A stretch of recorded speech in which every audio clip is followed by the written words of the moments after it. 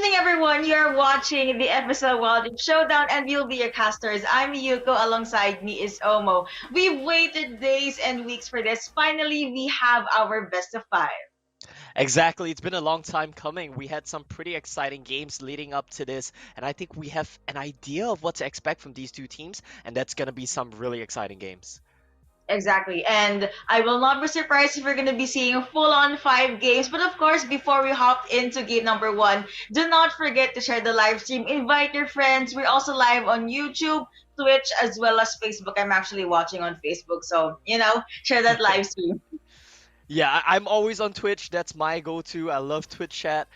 So hopefully we get more Twitch chat going for this event as well. If you guys are in of course, in the stream, don't feel free to drop some comments. Which team are you supporting? Which players are you supporting? Let us know who you are cheering for. Of course, I do believe we are gonna have Team MaiLinh here. This team was undefeated in the group stages, in the qualifiers for this event.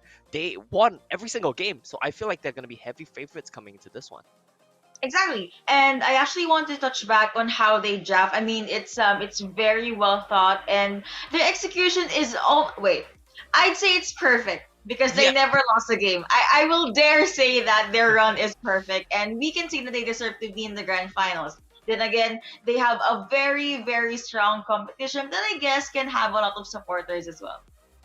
Yeah, they do have some really strong competition, and I don't exactly know the team name because the team names are playing off of one player's name, but I do remember the team that they're playing up against is going to be the team that has Kiro in it as well, a jungler that has led her team very successfully in the group stage games. A lot of the Jarvan coming in, a lot of high tempo team fighting coming in from this team as well, which I'm quite excited to see how it'll play out. I actually want to see if Olaf got banned a handful of times all throughout Yeah. the best of ones. So maybe you're gonna be seeing more of that. But one pick I would love to see is a J4. He's tanky. He can Yeah. initiate. If he gets that snowball in the early game, he's a huge headache up until the late game. The Cataclysm can lock down the marksman ADC or even the important champions. So maybe we could be seeing those picks later. Yeah, exactly. And I managed to figure it out. It's going to be Team KLX Ghost, I believe. We will be heading to picks and bans. So let's see if I'm correct with this one. I believe in Omo. He Yes. is right. I managed to read the Google Sheet. Right. So I said I wanted to see J4, but okay, I guess MaiLinh doesn't Yeah. want to see Yeah. that. RIP Yuka predictions. But there will be a Ziggs ban towards the side of KLX Ghost. They do not want a bomber. They do not Yeah. want a champion that can speed up the tempo of a game. Yeah, Ziggs is just too broken right now. We talk about this all the time. This champion does it all. Get rid of it. I think that's a very good call. On the side of MaiLinh, I think it's kind of in line with your predictions actually, because we expected to see a J4, but so did Mhm. MaiLinh, so that's why she banned it away. So I say that's a +1 to Yuko predictions. Oh, thank you. Another plan for their side will be an Ari. I believe this is I remember a very good mid laner in a different team. Apparently, it's not KLX Ghost, but I guess the logic behind this is the charm, especially with a pick off composition, will be a huge problem. So maybe Mylin wants to play that full on 5v5 comp. Yeah, let's see what the last ban is gonna be from MaiLinh's side here. I do like what we're seeing come out in draft. Okay, so trash. So this kind of lines up, right? They're banning away the pick, they're banning away the catch, and they're banning away picks which KLX Ghost's team are comfortable with. They're banning away their pocket picks, whereas KLX Ghost and their side, they're banning away just what's broken in the meta right now. Varus, Ziggs, just ban it all away. I'm actually looking at what their possible last ban is. I mean, when it comes to broken champions, I'd have to say it's the new ones, but of course we won't be Yeah. seeing that in the tournament. So alright, they went with Zed, high tempo mid laners, and one powerful long range marksman or ADC. You're out of the pool. I have to say this though, Rakan for Gia is available, so maybe Yeah. that's a champion that KLX will pick up later. Definitely, and Claria is also very good on that Rakan as we saw the other day, so both of these supports likely want to be snatching that one. And this is what you talked about, Yuko. The Olaf has been banned a lot, but the one time it's not banned. Auto pick. I guess it's opposite day today. On top of that, we have a hover and most likely a lock in for this Fiora. We've seen this multiple times how powerful the champion is, but I guess they're switching over to Saya. Saya Rakan. I'd go with Saya Galio if it's Okay. possible because Galio can just lock in and Ooh. taunt everyone. But no, they also picked up Camille. Okay, so that's a very classic combo when you're split pushing with the Camille Galio combo. When you're level 5 with the Camille Galio combo, anyone that you Hextech ultimatum should die because the Galio is going to be coming in on top of that as well. So I think it's pretty interesting right now. We do see KLX Ghost's team go for what they're used to. They love to go for the big team fights, the big wombos. But MaiLinh's team, they're going for the individual outplay. Fiora, Olaf, this is going to be an exciting clash of styles. Exactly. I was about to say I'm gonna predict MaiLin will pick up Twisted Fate Yeah. just because I saw the the Olaf chat Yeah. TF, but no, thank goodness you were still talking. That saved me from embarrassment. It will be a Flora and a Racon. The pick rate for the Lovebirds is really high in this showdown, so maybe you're gonna be seeing another Saya and Racon. Unless Ghost wants to pick something up. No, they want to go with Lux. Light Binding, Lockdown, and the Global Ultimate fits really well for Yeah. this 5v5 lineup they want to make. Yeah, exactly. And like Lenore said right there, no bans. We're not gonna have 4-5 bans here today, so it's just Mhm. gonna be these 3 bans, and we'll see what champions are gonna be picked up next. The Lux is definitely an interesting one though. Like it does fit, like you said, where you have the ultimate to stack up on top of the Camille out. But I'm quite curious now about how the roles are gonna play out. Do you think it's gonna be a Galio mid and a Lux support maybe? Hmm. Or the other Okay, way I around? believe my guts tell me totally not because I'm looking at stats right now. Okay, I okay. believe it will be a Galio mid and Lux support just because Galio has more leeway in the mid lane. You know, he's gonna be that very conservative mid laner, Yeah. but in the mid or late game, he will be the one to go with the initiate. Unless Gia decides to pick up this Lux. Yeah, that would be very exciting to see. However, wherever the Lux goes, not typically a pick we see a lot of. I'll be quite interested to see how this Lux matchup goes into Rakan. That's one that I Mhm. know is pretty good. If you're fast on the Lux combo, you can cancel the Rakan knockup before he even gets Yeah. it off. So that's always very punishing. I do want to remind you guys though that Riven is still available. Not picked yet. Oh yeah, it look well. There's already Fiora Yeah. for Milan side, so it could go over to KLX Ghost. No, I don't see any Riven hovers. Okay, they want to ignore the OP champion, in my opinion. But yeah, they're gonna hover over this Corki to have a secure ADC. Good repositioning. The ultimate can shed a lot of damage as well. The Gatling gun is a huge problem, so I Yeah. wouldn't be surprised if they add this in.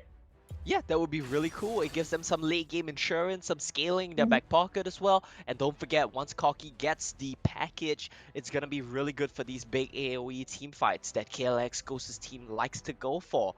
Now let's see if the lovers bot lane get locked in here. Okay. Yep. It Valentine's came in early. We will have a lovers duo for game number one. I'm actually still waiting if they're gonna lock in Riven. Hello? I mean, oh, no, no. Fiora cannot be in the jungle. There's Yeah, already yeah, Olaf. yeah. So instead, we have a brand mid lane. Yeah, Okay. brand mid lane. That's really interesting. A brand mid lane coming in. We know how effective this pick can be. A lot of damage in these team fights. If you run into them, like Camille and Galio want to do, Brand might just burn you alive. Exactly. I mean, especially if you guys are near each other, the burn can Yeah. just cause so much damage. I got debated multiple times. I know how it hurts, especially if you get taken down. The last pick for KLX Ghost will be a Renekton. Renekton Fiora at the Baron lane. The usual matchups that we did see. But now I actually want to know if it's going to be a Lux mid lane or support. There's no switcheroos yet, so most likely it's going to be a Lux support. Yeah, it seems to be Lux support. Gia's gonna play that into Claria's Rakan. We saw how effective Claria can be on this Rakan, so I would love to see this counter pick do something to shut her down, not allow her to roam the map together with Tomairu on this Olaf. And I think that the story of this game, even though we have such a flashy Baron lane matchup here, Renekton Fiora that's so volatile, I think it's gonna come down to how both of these teams support their junglers, and I think that's the main story here. Exactly. Let's see which player will be able to hold out and support their junglers well. A few more seconds before game one starts. So, who do you think, to the viewers out there, who do you think will win this game number one? Comment it down, or at least tell your friends and have a small bet, and whoever wins will get a free skin. That's something I do with my co-casters. So, Okay. go. Okay, so we'll have to see. Who do you think is gonna win this one, Yuko? No free skins here, but Oh, I was about to say I was about to do the Rager, but I guess I would have to give it to KLX Ghost just because I want to see how well they can coordinate that Lux and Corky combo as well as a yeah. Renekton for cleanup. Yeah, that would be super cool to watch. I hope they have a chance in this one as well. But to make it a bit more exciting, I'm gonna go and wager for the side of Team MaiLin. They've been undefeated so far. They have a really good setup for the Olaf to just run in and take over the show. Let's see if that manages to play out. All right, now we are jumping into the game. Of course, we have the laning phase. No fights just yet, unless I mean, Unless. Gaia spotted his opponent there. That will be a jump in for the Oh side no. of Recon. Light binding does connect onto Saya. Saya took so much damage. Exhaust has been used, but it looks like Corky decides to push in. Did not get the first, but at the very least, who was able to push the ADC back. So that's a small win here for the side of Team MaiLin. They get the flash off of Gia, and that's a really big one because in mobile Lux, if you are not fast enough with the light binding, if you get knocked up, you're just gonna get one shot. On top of that, she also used her exhaust, so no Yeah. summoner spells for the early game at all from this Lux. Looking at the Baron lane side, looks like that will be a dash. Ooh. It, of course, in this matchup, in the early game, Fiora does have a bit of a leeway just because she can constantly poke and wither down Renekton's life. Yeah, we always think about Renekton as such a strong laner. We always think of Renekton as a lane bully. But when you think about it, Renekton is really weak at level 1. He needs a couple of levels to get really strong. And I think that's gonna be a while, right? If he starts getting poked up by this Fiora, it could mean a harder laning phase for him. Tacticals keep connecting onto Bran, but he'll be a-okay given that he's just keeping his distance. He does not want to 2v1 in the early game, does not want to use the summoner spells at all unless the stun is going to Ooh. connect. That will force Galio to dash away into safety. And I guess that's a small win for Bran. Small win for Bran, and Bran loves playing against these close range shot hands champions where they have to walk up to you, where they have to walk up to clear the wave. Bran would love to just throw spells at you. That's exactly what happened right there. Bot lane still trading back and forth, but Kiro is very nearby here on the trunk. I actually thought she was gonna try to go with the gank, but I guess they would want to play it more safely. Get the Hex To get you. ultimatum first before she tries to do anything funny. Was not able to finish the farm though because she got spotted out by Rakan. Looking at the top part of the map, whoo! Renekton very, very low. There's Yeah. Olaf lurking at the side. Looks like he will try to go with the recall. The undertow does not connect. Let's see if there are any more summoner spells available. That will be the Grand Challenge connecting 2v1, and that will be the first blood going over to VEC MaiLinh. Here comes Galio. That Oh will no! be one coming through, but he's a tad bit too late. Olaf gets that double kill, and it is a beautiful, beautiful early game for Olaf.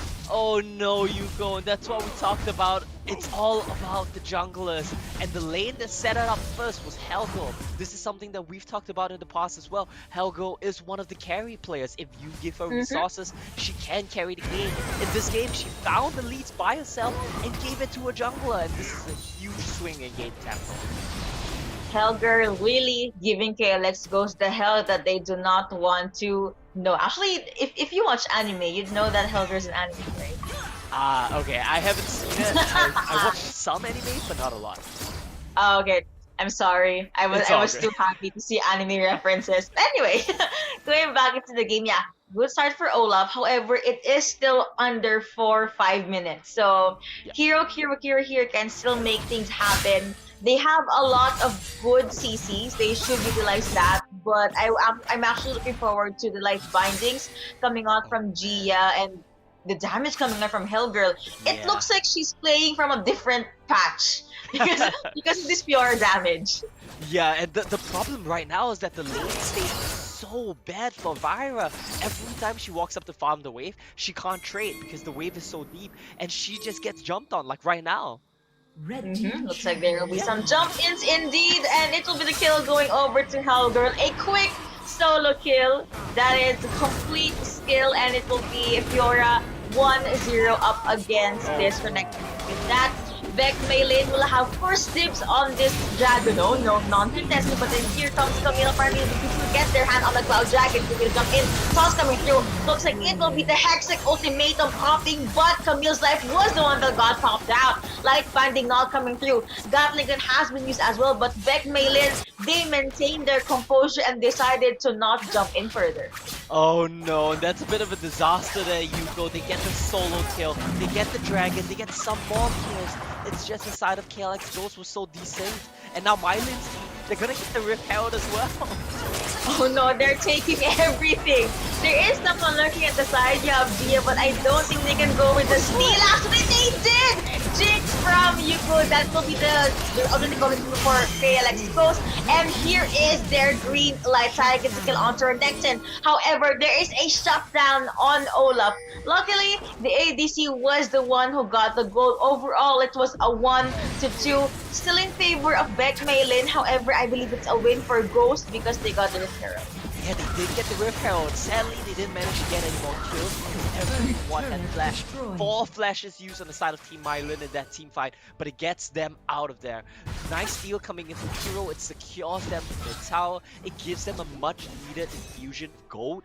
2,000 gold behind right now. Given how the kill score is 6-1, it could be a lot worse. That was a very important steal there for the side of Ghost's team.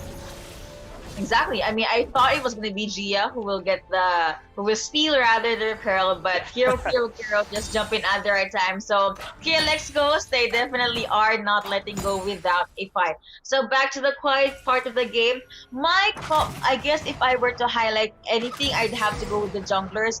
There is a roughly 1.1k gold lead in favor of Olaf. However, both of them were able to get their first item. So Hero most likely we just want to rotate first, and Olaf just wants to do Olaf things like, I don't know, kill, axe down opponent. That will be their roots coming through. So, and the charm beautifully timed. Here comes the Hexic ultimatum. Here gets a kill onto the ADC, and they will not stop. They want to get the boyfriend as well. It will be a 2-0 in favor of KLX Ghost. And KLX Ghost and her team just start to turn it around. They use their ultimates, they use their combos to find picks on the Lovers bot lane here, and they want more. They want the turret to go. Ooh, they do want that turret. They do not even care about Brand, but now they have to back away because there is no minions. Brand really held out really well there. But alright, KLX Ghost, they are now slowly snowballing. We talked about the full-on 5v5 composition that they have, and apparently 6 minutes in, 7 minutes in, it's their go time. Yeah, it is their go time indeed. And I just want to bring the conversation back to this Brand, because like you said, the Brand just presses 2 buttons, clears out the whole wave, makes you so scared to dive in. I feel like this champion is just so strong right now into certain team comps. Exactly, especially this one. They are utilizing the Brand really, really well. Let's see if he'll be able to pop in with those fire. Yes, that knockup, and Gia just gets annihilated in the lane. It will be a jump out from that Corti, still being able to survive, but he has no other choice but to go with the recall. And I guess that is a small win from VEC MaiLinh. It's a small win for the side of MaiLinh, but they will take it because you know what they can do when you give them a small lead. We've seen what they did in the first couple of minutes. 1 kill in the top lane, they snowball it to another bunch of kills, Dragon, Herald, and now it seems like 10 seconds to Dragon. Everyone is coming down to the mid lane. We're gonna see a big team fight here, Yuko. Yep, they want that spell vamp, they want those kills as well. Vital Force has to pop, and that will be a jump in from this Rakan. Hero trying to make her way out of there, but the kill still went over to Fiora. No jungler for KLX Ghost, and I guess it's go time for VEC MaiLinh. Even though they will get their dragon, KLX Ghost will just try to go and take down one turret. Yeah, very good call here from the side of KLX Ghost. They made a mistake in getting caught out before they could contest the dragon, but they will take what they can get. They try to trade turrets here, but MaiLinh's team, they are not letting up the pressure. They want to go for 2 turrets. That will be Light Binding connecting, and still KLX Ghost gets their hands on one turret. I believe that's a win for them because they got a mid lane turret, whereas VEC MaiLinh only got a Baron lane turret. Vital Point being popped again as well. But it looks like KLX Ghost will have their sweet time in the Herald Spit. It will be a non-contest objective take because VEC MaiLinh wants to get this tower. Yeah, they'll need to wait for one more wave, but they have to back off. They don't manage to do it in time. And that's gonna be a nice little win here for the side of Ghost's team. Let's see if we're gonna be seeing any action. I guess the recalls will come through.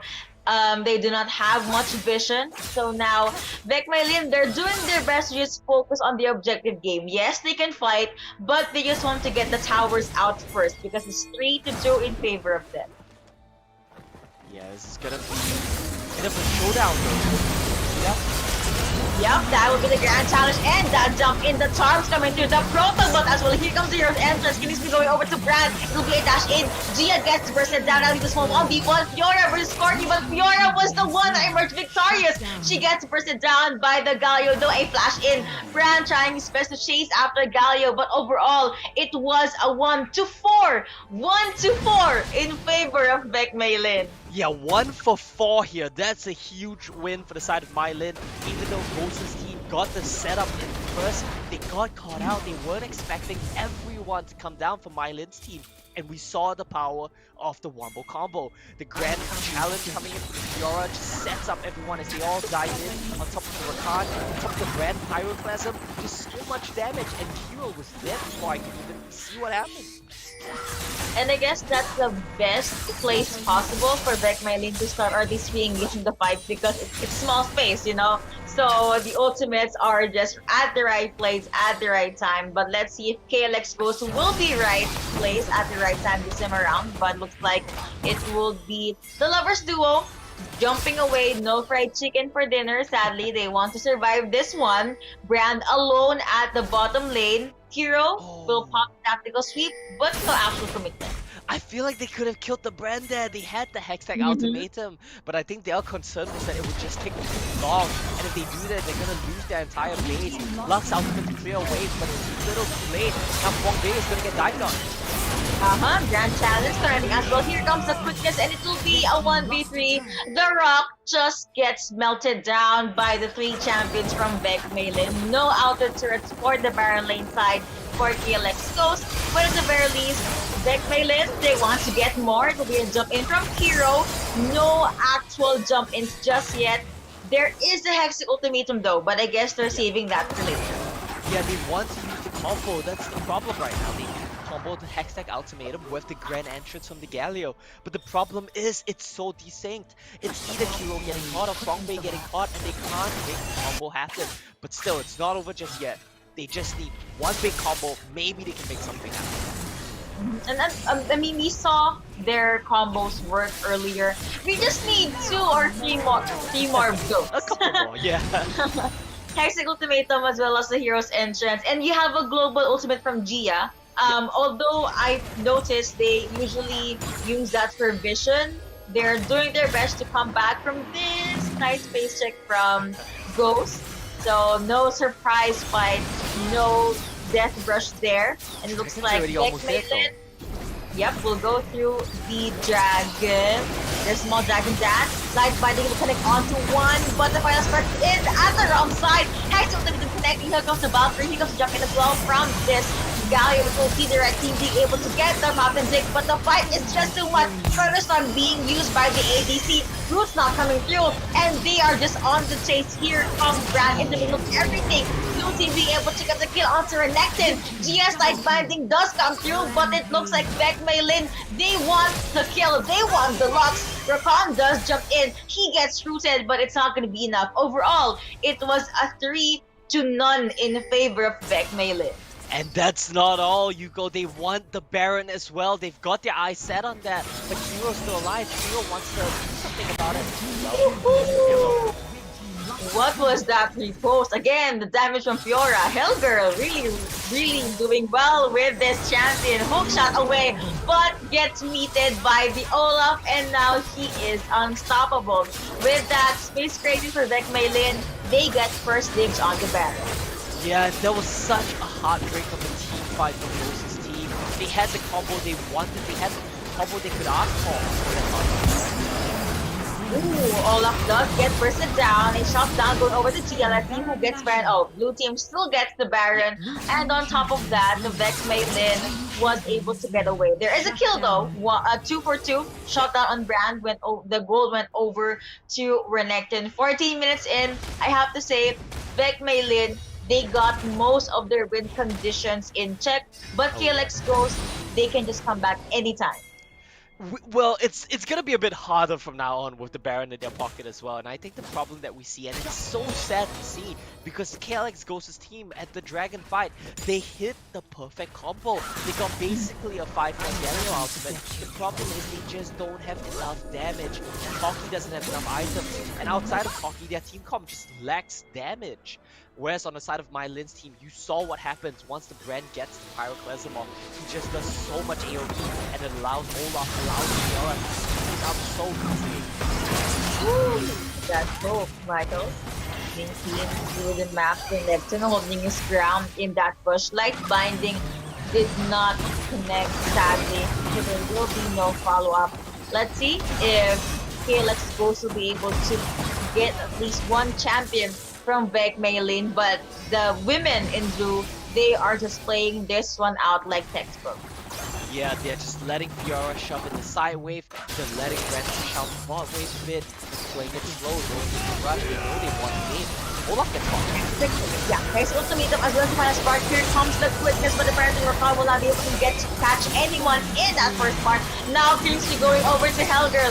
Grand challenge has been popped, and it looks like they are in it for the cleanup. Corky gets taken down. Renekton in dominance mode decides to run away. No hook shot for you, Camille, because she gets taken by the feathers of Desaya, and it was a 3-2 none in favor of VEC MaiLinh. Jumping in, gets stunned, and it will be another kill going over to Rakan. The barrel lane from KLX Ghost has been melted down. VEC MaiLinh, they are taking tower after tower, minion after minion. Gia the only one left there, and it looks like VEC MaiLinh wants to get their hands on this Nexus, and they bag most likely game number 1. And that's a very dominant performance, that's a very convincing performance from MaiLinh's team. It's what we expected. They came into this undefeated. We said, could the AoE team fight comp of Ghost's team do something here? And they tried, Yuko. They really did, but ultimately just not enough at the end of the day. I think that's just a very convincing Game 1 performance. Everyone playing so well on the side of MaiLinh's team. Exactly. If they were looking for a gamer, looking for a draft that will assert their dominance, this is it. Yeah. That was, even though there were 6 kills that went over to KLX Ghost, I have to say it was textbook, it was clean, and if you can notice, no one can actually reach MaiLinh herself. Yeah. There's Saya. I mean, you have jump ins from Rakan, you have the Ragnarok, you have the Undertow, you have the literally Brand, not just the skill set, Brand himself, and you have Hellgirl that was able to snowball in her lane. But yeah, it was a very good fight, very good micros and macros. For KLX Ghost though, I guess it's not the jab, it's not the execution as well, but because it was just Olaf being able to get the snowball, and that's it. It translated to them just going crazy in that game number 1. And I think what was really insane there is that we didn't even see MaiLinh the whole game, like you said, right? We didn't notice much about her because everyone was so flashy, but she still did the highest damage in the game. Her and Bran, they just did so much work from the backlines, while Helga, Claria, and Olaf as well, Tamaru, were just diving in. They just stood at the back doing out damage, dishing out damage. Really great performance, I think, from everyone on their side. What do you think should KLX do for KLX? Yeah, KLX man. goes to do for That's a game number. hard question to answer there, Yuko. I think the big thing for me right now is I just want to see them draft a bit more damage in their comp. That game, sometimes they landed a combo, but there just wasn't enough damage. Like, Koki needs too many items, Galio doesn't do damage without items as well, and they just kind of couldn't really find their footing in that game. So maybe I want to see a jungler that goes a bit faster. I think that suits Kiro a lot better. I know Jarvan was banned, so maybe something like a Nunu. Try to out-tempo the game and then draft more damage in your lanes. Oh, bad Fiora. Okay, I was about to ask you, do you Yeah, think they should better. ban Fiora? But Oma was one step ahead of me. But yeah, I agree. Ban Fiora, ban Hell Girl if possible. So that has been game number one. We're gonna hop into a very, very short break, and when we come back, it's gonna be game number two.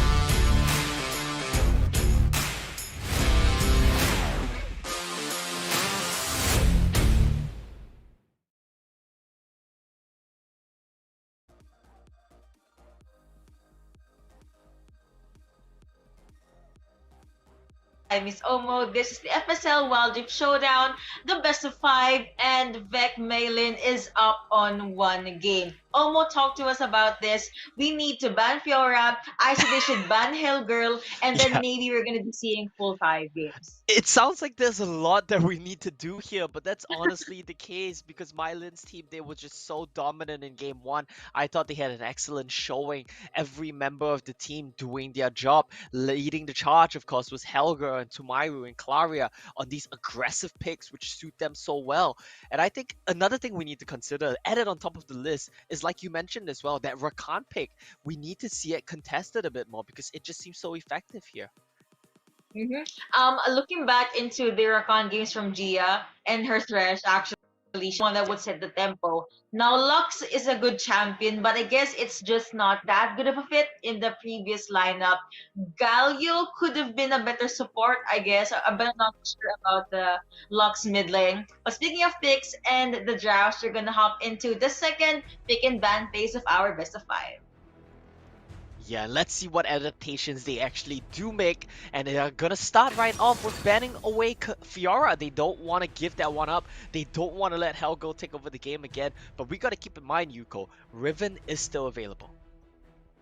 That could actually go over to the hands of Hellgirl unless she wants a Camille. I mean, I've only ever seen, most of the time, Hellgirl picks champions that excel in duels or 1v1. So it's not impossible to actually see her on this Camille. Rakan finally got banned by KLX Ghost, so sadly, no boyfriend in game number 2.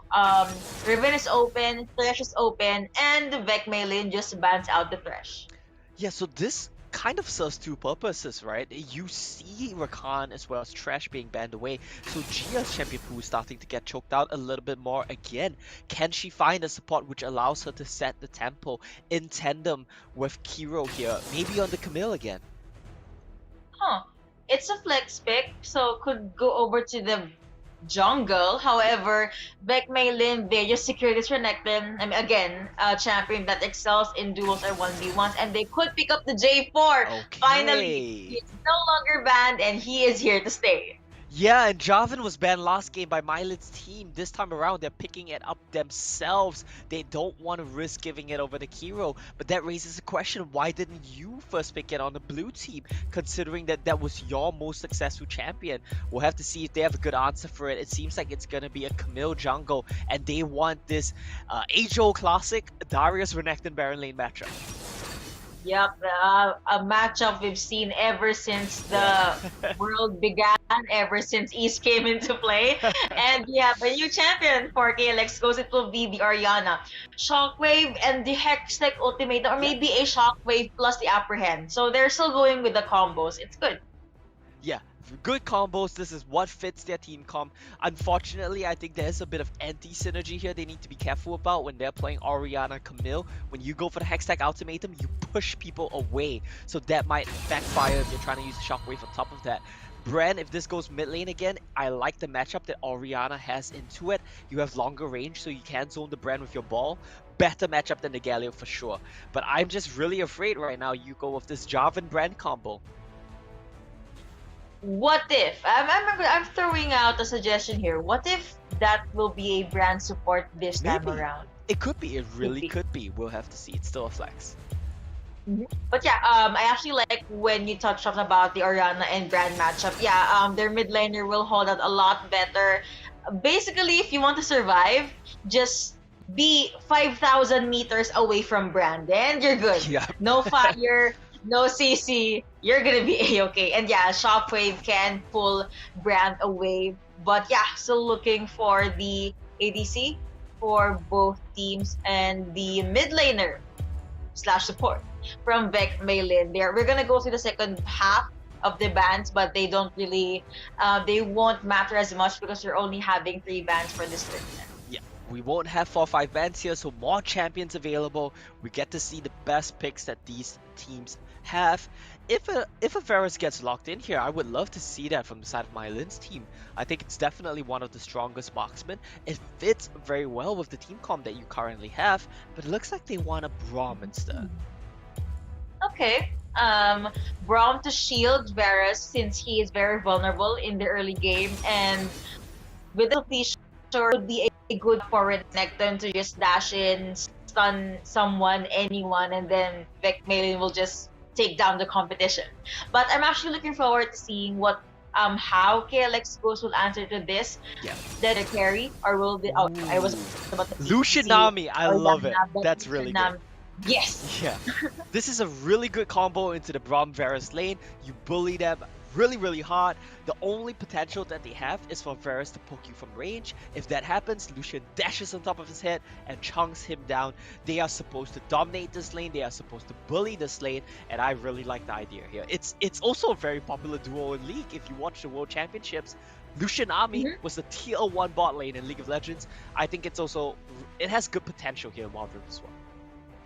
Yeah, KLX Ghost just really needs to take care of their Dragon Lane duo, and Lucian will do the rest. Well, Nami has very good tidal wave too, so maybe that's a perfect setup for a Darius, Orianna, Camille.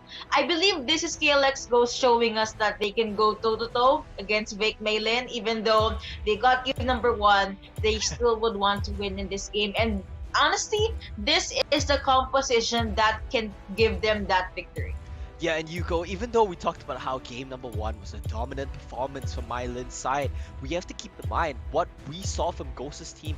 They still tried to punch back, they still tried to trade objectives. Even though they lost a lot of these trades, they weren't afraid to keep making that. And if that's the trend that we're gonna see, we're gonna be in for a very exciting best of 5.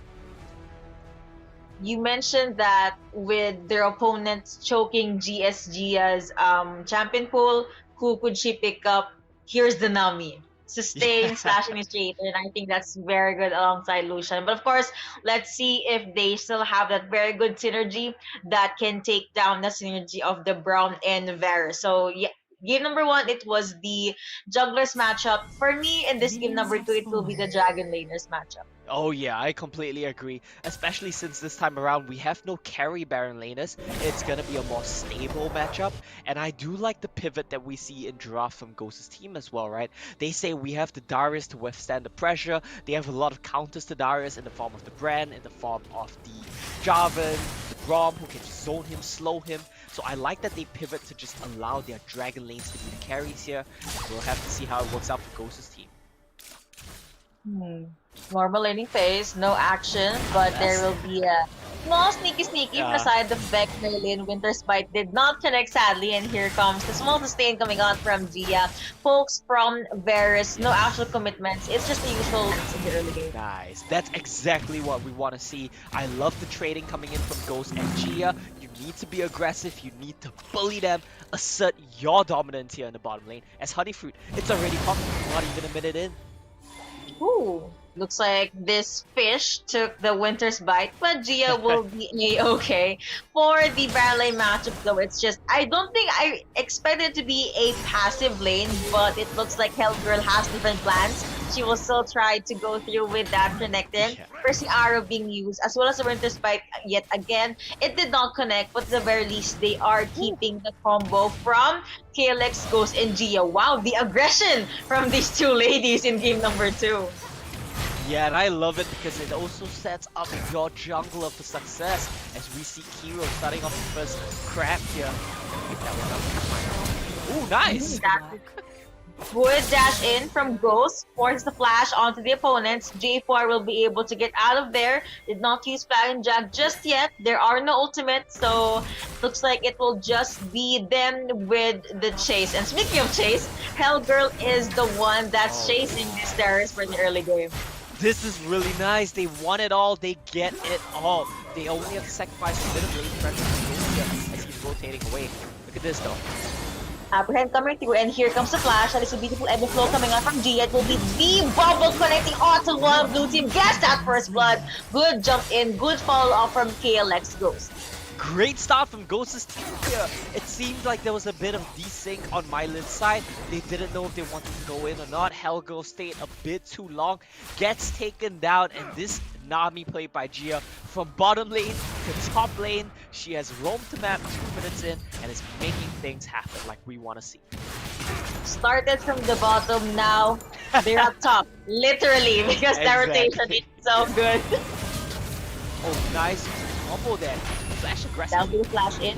It will be the Braum trying to protect the ADC, but both of them are very, very low. So in the few seconds that they're gone, Ghost alongside Gia could actually get a few damage into the turret, or at least they can push the waves in.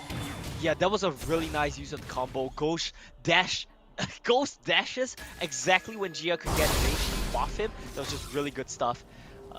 Watch Gek So, yep. So more fights. Here comes the flag and drag alongside the Cataclysm. Here comes the also coming out from Renekton as well. They jump in and Darius gets that kill. Here comes the engage of VEC MaiLinh still trying to punch back. But it looks like they will have to raise the white flag because their jungler got taken down. And there was a bit of an unfortunate situation, a bit of a misplay from the side of MaiLinh's team. You saw Tomaru use the Java Cataclysm. Unfortunately, that also slowed down Helgo. No dash available. Solo kill? Oof, the culling. Good angle, good damage. It was enough for MaiLinh to just go back 6 feet underground. But Fira, with the slither of her health, still managed to stay alive. That will be the orb. Command Protect coming on to Gia as the women in blue will get first dibs and eventually get their Infernal Drake. They pick up the Infernal Drake. MaiLinh's team, they're trying to trade the Herald, but they're a bit too slow here, Yuko. They might just get found out. Here comes Orianna or being thrown out. It will be a disengage, I believe, for VEC MaiLinh. They get their hands on their Herald and they rotate over to the Baron to possibly get one turret. They want to get this? Okay, not right now. I think they've got a bit of gold in their pockets. They want to spend, they want to buy some items, and then they're going to come right back around. I like the response, and this is exactly what you want to see from Ghost Team. When Kiro and Jira start walking around together, that's when they are the strongest, and we need to see this duo make things happen together. See if they can make more things happen, because so far things are in their favor. So basically, early game is very crucial for these two teams. Small invades here and there. Red team summoning the Herald down onto the Dragon Lane. Not sure if Lucian can defend this, but she will try. Orianna making her way down as well, but looks like the turret is done for. Just one turret here. They go for a gank with Hellgirl. Hex ultimately pop right there. Here comes a flash in, but Hellgirl was able to maintain her life. It was okay. She's still breathing, and Renekton onto the recall. Yuko, you know, we've seen a lot of flashy carry performances coming in from Helgo, but that was the one that impressed me the most. She held her spells long enough. She knew that she could survive. She stood there with her Dominus on. She stood there with Barrier on. She waited until ultimatum ran out to slice and dice away. I just love the presence of mind, the patience, and how calmly she played that. Amazing stuff from Helgo. Exactly, and let's see if she can just snowball further, because it looks like Darius and Camille is here to stay in her lane. Another 2v1, but down at the Dragon Lane, Brand gets annihilated with another beautiful culling coming out from Fierce. Here comes Flag and Dragon, and with the Catherine playing on the Gia, she does get her kill. Small knockup here and there. Here comes the gun coming out from Ghost. But here is Braum as well. She's going to be on the 2. You have Varus with that free kit. It has 2 different fights, but overall it will be 2 kills going over from VEC MaiLinh. Gia survives. Here is the save. Looks like Camille, hero, no ultimate, but at the very least was able to save the support's life. And these fights are just so close, Yuko. It comes down to the wire, both of them flashing away, and Gia will stay alive, but that is Ghost dropping down. 2-1 right now. The first death is playing very well, playing very aggressively. She might need to, you know, pull it back a notch here. Chill for a bit, I guess. Yeah. Really. Overall, I guess for the macro game, small lead to VEC MaiLinh solely because they got 1 turret, whereas KLX Ghost, yes, they are winning those fights, but they still were not able to translate those into turrets. So maybe they're ramping up on more damage, waiting for another objective to be up before they actually take the turrets down. Yeah, look at this. Ghost and Gia, they're wasting no time. They want to pummel the turret. The MaiLinh's team, they're just trying their best. And I like that they recognize you cannot leave anyone alone against this Lucian army. They will just run you down. So they're bringing the Braum down to keep them safe as well. Myru's here, looks like they want to go. Oh, that's Here huge. they go again. The beautiful tidal wave coming on from Gia. You have the Cataclysm as well. Gets that locked on onto two. Oriana with the save. But Braum was still able to shield her opponents. One kill. Only Ghost died in the entirety of that gang. Yeah, but you gotta consider it. Oh, What is analysis? Here comes the apprehend as well as the Noxian Guillotine. And Oh, looks no. like it will be the punishment for MaiLinh. and that's a huge play there for Ghost's team. They are slowing down the pace of the game. They're making picks. Even though Ghost died, they trade back on MaiLinh. They get a turret there. But while all this is happening, Helgo has been getting solo gold for herself. She's slowly starting to catch up. And it looks like we're gonna see once again Dragon traded to Herald. MaiLinh's team, they want the tempo, they want the gold. Lenoir might get caught though. They don't see her just yet. Oh, there with the hook shot as well. That because he forces the flash out of Brand. So no flash for the next 2 minutes and no buff for their jungler. No buff for the jungler. That's the big one, the one that hurts quite a bit. They're finally gonna get this bottom lane tier 1 turret. It's gonna give them a bit of gold lead. I can bring them to 2,000 gold a hit. Dominus as well as the Cataclysm. That will be a good flash out from Vera. Gets a Noxian Guilty. Here comes the Dazzle Wave. And she gets to live another day. Hellgirl did not though because she got first down in that small skirmish. And really, KLX Ghost, VEC MaiLinh, they are just going all in this fight. We don't see much fights or full on 2 champions dying, 3 champions dying. It's more on 1 to 2, 2 for 2, because both of the teams are very careful this time around. Yeah, definitely a lot of skirmishes going on. That was definitely an overdive attempt there from Helgo and Tomaru. And I feel like you gotta remember, Jarvan doesn't have that much damage. If you want to dive with Darius, you need to make sure you have the damage. If not, tank does not work for yourself as well. You might see a bit more aggression. Not quite. Wow. That Gia. I thought she wanted to jump in there as well, but looks like the Chain of Corruption has been used by MaiLinh. No follow-up, no one died, so I guess that was a waste of an ultimate. KLX Ghost, they get that small win. Yeah, and thankfully they didn't jump in because we didn't notice it, but Helko was sneaking into topside push as well. She was just camping in there, not showing her face, and if Ghost's team had went in, she would have been in position to turn that one around. Really good stuff from her, despite being set back in the early game. Of course, we gotta give props to Vyra, who's been doing much better this game. Unless Tidal Wave, but gets blocked by the Unbreakable Proto, but out Varus gets, not Varus, you have Darius being taken down, Oriana throwing out the orb onto J4, there is small damage, but there is no follow-up. VEC MaiLinh, they got 1 kill, they do not want to pressure any further. Yeah, they are happy with that 1 kill because they used a lot of ultimates. They don't want to overchase this. But now Ghost's team, they recognize this is our timing to try to find something. Not quite gonna go. Unless indeed there comes a hook shot as well as tactical sweep. You have the passive being proc, but J4 a tad bit tanky this time around. No one will be dying here. Hellgirl was alone in the dragon lane, but now I guess it's go time for VEC MaiLinh. They will try to go with the full-on 5v5 or 4v5 fight.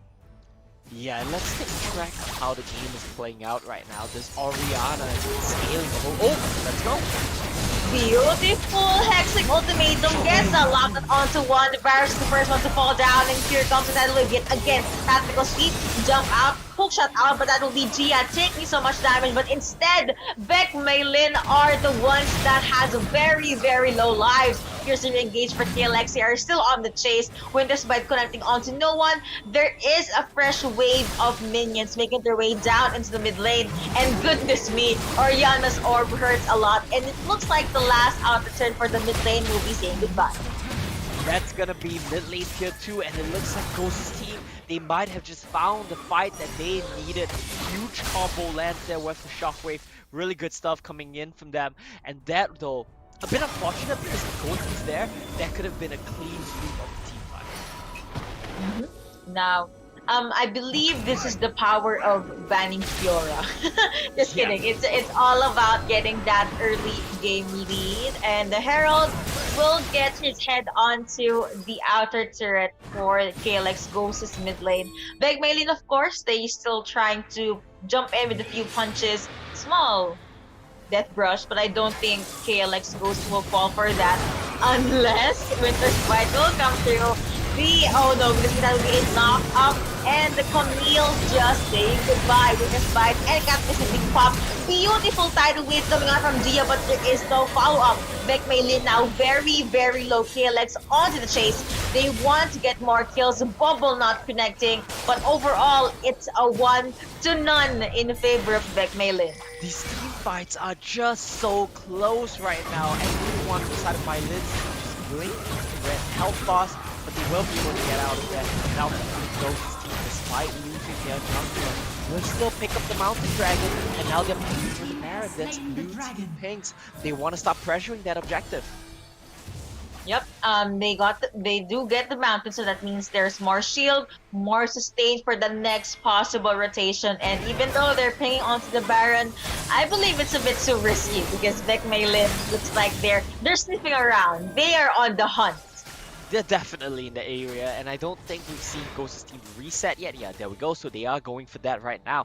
I do want to point out this Orianna has 3 items now used. So anytime she gets a good shockwave off, that's going to be half the health bars of MaiLinh's team just taken away.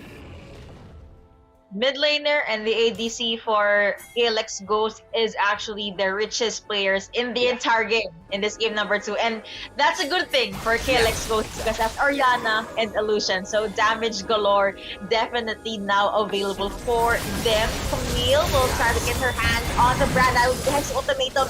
Knockup after knockup. Brand does pop the stasis, but no, that will be a tad bit too late. Proto Belt in, but Flag and Jag out for this J4. Still KLX Ghost, they were able to take down the mid lane. Yeah, a bit overextended there from Lenore. Will gets taken down. Baron gets started out now. Yuko, but Jungle is still alive. Kamiru's still alive here. This could be a steal attack. Look at one more with the shockwave though. Big move. They are waiting, but it will be Orianna making sure that they're in the safe place. Days of Mr. has been popped. Here comes the jump in for the side of VEC MaiLinh. They were able to separate the members of KLX Ghost, but Lucian gets a kill on the J4. They're up together. Beautiful bubble coming out from Gia. Varus in the back line. But what happens in the back line if the front line gets melted down? Varus is now vulnerable and they get another kill. It's a 4-1 in favor of KLX Ghost, and they want to get the Baron. And they go for the Baron here. KLX Ghost's team, very convincing victory in yet another team fight. It seemed like Helgo might have found the angle, but this time around it's their team that lacked the damage. Brand wasn't there. Without that giant AoE magic damage, that means they won't be able to turn that team fight around. Now nearly 10,000 gold lead from KLX Ghost's team. They have 3 dragons in their pocket.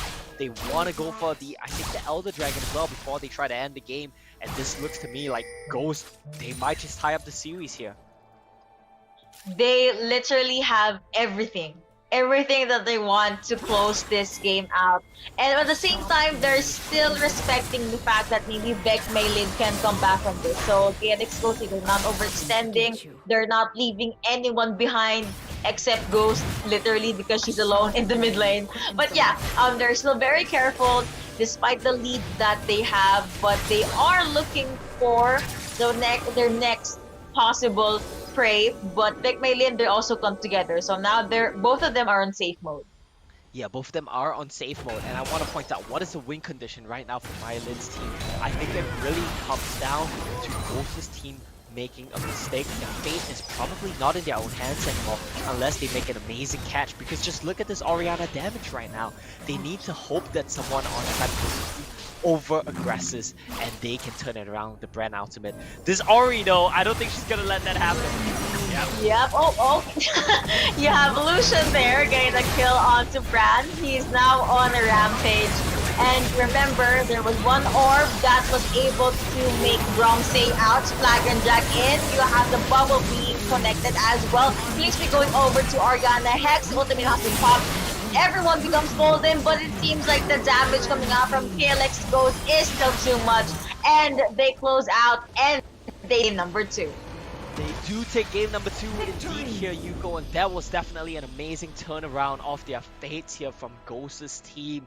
That was exactly what we wanted to see from them, and a lot of that game, I think, came down to Gia and Ghost. This Dragon Lane duo was so dominant in lane, out of lane, and Gia even made the roam with a jungler to snowball her lanes from 2 minutes in game. Fantastic stuff from Bay as well in this Orianna. Great damage output. Out of 16 kills, Gia had 13 assists. Yeah. That's how good her Nami was. And after game number 1, you also mentioned that KLX Ghost, they need more damage. That's the damage that we were looking for Yeah, from exactly. Orianna, from Lucian. And yeah, they just really put a check onto all of their win conditions, enough to, I guess, give VEC MaiLinh a hard time. And that was a beautiful way for KLX Ghost to get their revenge.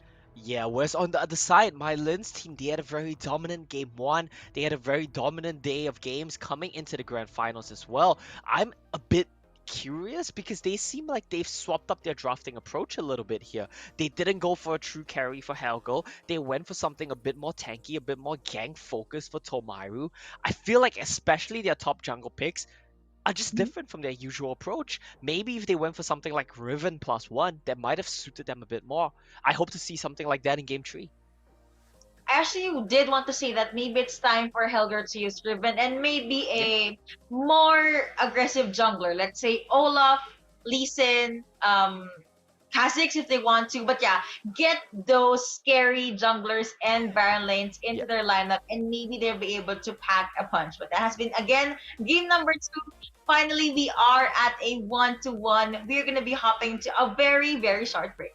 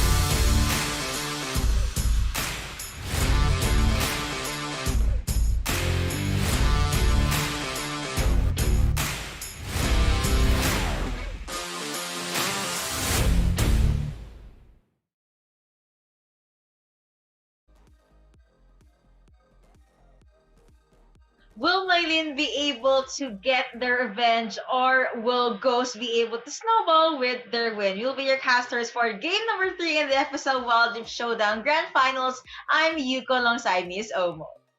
Of course, this is going to be a best of 5, so we have hopefully some more exciting games coming your way.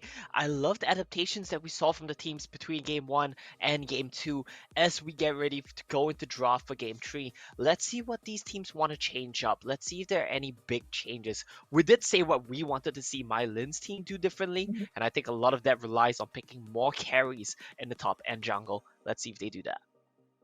Hopefully they will. And I actually want to prove a theory. I mean, blue side, it looks like whichever team is on the blue side, they win. So is there a buff in the blue side this time around that we don't know, that wasn't there in the patch notes? But yeah, we'll see when we jump into the pick and ban phase. I do think there is a buff in the sense that you have to ban more things on red side. So you have to ban things like Ziggs and whatnot, and that leaves more picks available. For blue side, more bans available. So maybe that's the idea here. Of course, to remind everyone at home, the way the format works is because MaiLinh's team got first seed advantage. They get to pick side selection for game 1. They chose blue and they won. Team Ghost chose blue after they lost game 1 and they won game 2. So great point there, Yuko. Maybe blue side is the secret after all. And MaiLinh has chosen blue side again for game 3. Alright, so let's see if MaiLinh will be able to win this, or was it a stroke of good luck for games 1 and games number 2. So let's hop into the pick and ban phase. There could be ban for Ziggs yet again. Olaf was left open in game number 2, but he wasn't picked up. Yeah, let's see. Oh, Ziggs was not banned in game number 2, is that right? Oh yeah, he wasn't too. Yeah, actually, that's I got something that... that down. Oh, okay, I actually didn't consider that. Okay, that's a good point there. Now, I do like what we're saying from MaiLinh's team. They're going back to the same bans. They're going to go back to what worked in game 1. Let's see if that's the secret here. Fiora. Oh, I was saying Fiora because I want MaiLinh to pick her up, but Yeah. it looks like Ghost. Nope, they're gonna ban out that champion. Yeah, they're gonna get rid of that one for sure, and that's a good call. That's a pick that did too much work for MaiLinh's team, both in lane and out of lane. Now let's see which or what champion will MaiLinh ban this time around. Camille could be banned out. Olaf, if they want to. I mean, they already banned J4. Oriana, if they want, just to wither down the possible choices. But no, it will be a Darius. No more Noxian Guillotine Yeah. from for game number 3. I like the Darius ban because even though the Darius wasn't a big carry for the side of Vieira, it allowed her to stabilize the lane. It allowed her to make it very even and make it so hard for Tomairu and Helgo to attack her lane. So that's a really great ban. They want to make it volatile in the Baron lane, and Camille is a great way to do it. Camille being locked in, most likely going over to Hellgirl. Let's see. Varus is open. Rakan is. Oh, Thresh is open. If ever Ghost KLX Ghost wants to pick that up. That is true. They might just pick it up for Gia right now, and we saw how dominant Gia could be on a pick like Nami. How bad is it gonna be if she's on trash? But of course, it's gonna be a Galio first. They want to deny the combo. Don't give over Galio Camille. They would want to just get some taunt in there. I mentioned Kha'Zix or Lee Sin. Before we hop into the break, it looks like MaiLinh was listening to me because I saw a hover on Lee Sin and Kha'Zix, and there is a hover on Lee Sin for KLX Ghost. I would love to see the Monk this time around. I would love to see that one as well. We need some aggression. Now this jungle matchup is going to be exciting. We have Lee Sin for Kiro and possibly a Kha'Zix here for Tomairu. This is going to be explosive. Lock that in. But yeah, I guess we're gonna circle back to the highlight on the junglers. Nuno and Willem is a good pick as well. She will most likely be the one to take the damage, go with Initiate. And speaking of Initiate, Rakan is back in the board. Oh man, that is what we like to see. Rakan and Nunu combo means so much initiative for Tomairu and Claria. It means that these two players can run the map, and that's exactly the way we see MaiLin's team wins games. Of course, Nunu as well is a good matchup into the Lee Sin. He can never kick into the fights, and you are just here to disrupt him. Now we do see a Kai'Sa get locked in. Do they want to go for the Z as well? Oh wow, it's been a while since I saw a Kaisa. Looks like there's a small the other parts of the band, but yeah, I saw a Janna hover earlier, so maybe KLX Ghost wants to pick that support, enchanted support for sustain, for initiate. As far as I know, Gia plays Janna as well, but I'm gonna say it. I would love to see a Thresh just because he isn't banned in this game. I would love to see a Thresh as well. Thresh Kai'Sa can be such a dominant lane. If you play that Thresh well, it can completely bully out Rakan in lane as well. So we'll have to see how they go for it. What their approach here is, they might want to reduce volatility because they already have volatile champions like Lee Sin, like Kai'Sa. We'll have to see what their approach is though. There looks like we're gonna have a lovers duo for the dragon lane. I'm actually curious if are they gonna be having a brand? No, I don't think so. MaiLinh may choose some different champion. There is a hover on Pantheon, and looks like oh no, they're not gonna lock that in. There'll be a hover on Brand instead. They could lock it in, I guess, just for that magic damage, just for the burn, but I'm not too sure. Brand Nunu is a bit of an interesting combo here though, because both of them are very short range. Okay, this makes a lot more sense. Oh, yes. The Orianna Mhm. Nunu combo is gonna be a really nice one. You set up a lot of AoE, and keep in mind here, Yuko, that means they have some big wombo combos. Rakan, Orianna especially, with the outs that we've seen Claria hit, that could be a big combo. Press R to win. That's I mean it's not on keyboard, but press that ultimate to win Yeah. because the key ultimates here, you have AoE ultimate, AoE CC ultimate, and you also have the isolation ultimate coming out from Camille. And yeah, Maiden, this is a very good draft, and like what I predicted, it looks like it will be a Janna going over to Gia. Kaisa Janna down at Dragon Lane. I guess it will be a bit conservative in the early game, but the Hurricanes, the Hurricanes will come out from Janna rather, Yeah. can be a huge mode of disruption for MaiLinh side. And this is actually, yeah, this is really good because like you mentioned, the disruption, it does so well into the two key picks here on the side of MaiLin's team. Nunu can never snowball in against a tornado, never ever, as long as Gia holds that, the snowball is going nowhere. And if Gia is fast enough, she can also cancel Rakana engages and maybe even Camille engages. So a lot of initiative on this genre to just shut down MaiLin's team, and I really like that pick. Let's see. I'm very much excited to see what is gonna happen in game. To the viewers out there, do not forget to comment who do you think will win this game number 3, because whoever will be the winner here, her team will be one win away from winning this showdown. That's right, we are one game away from match point between Ghost's team and MaiLin's team. I think it's only fitting that it's both of these AD carries that are facing off, and on a matchup like Kaisa Zaya as well, both of them have been quietly doing a lot of damage. Let's see who pops off this game. Hopefully. I guess when it comes to Snowball, I believe that Saya snowballs a bit faster, and she has more utility. She can root anyone. She has the Feather Storm to jump out of sticky situations. But when it comes to auto attacks and just the Q damage, I would have to give it to Kaisa. Yeah, definitely, but we'll have to see how it plays out as well, because I think a big part of this is gonna be the supports. Can Gia cancel Claria's engage? It comes back to what we said in game 1. If she can, it's gonna be good. If she can't, it's gonna be a bit dangerous here. I'm actually excited to see what Gia could do, but again, for now, it will be a passive and very chill laning phase.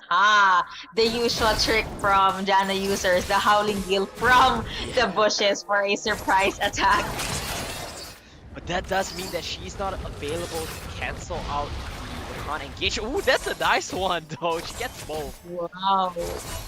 predicted by Gia. So yeah, small damage here and there was able to stop the lovers from advancing at the very least. Looking at the mid lane though, Oriana holding out really well against this Gaio. However, the Iracom inside duo, they're trying their best with the pokes. I mean, they're strong for a reason, not just because of the power of love, because of the poke that they too can dish out. That is indeed the case. A lot of poke that they can dish out. Hero though looking to try to find a fight against Tomaru. Tomaru doesn't know that she's here just yet. This is a bit of a dangerous situation for both sides, Yuko.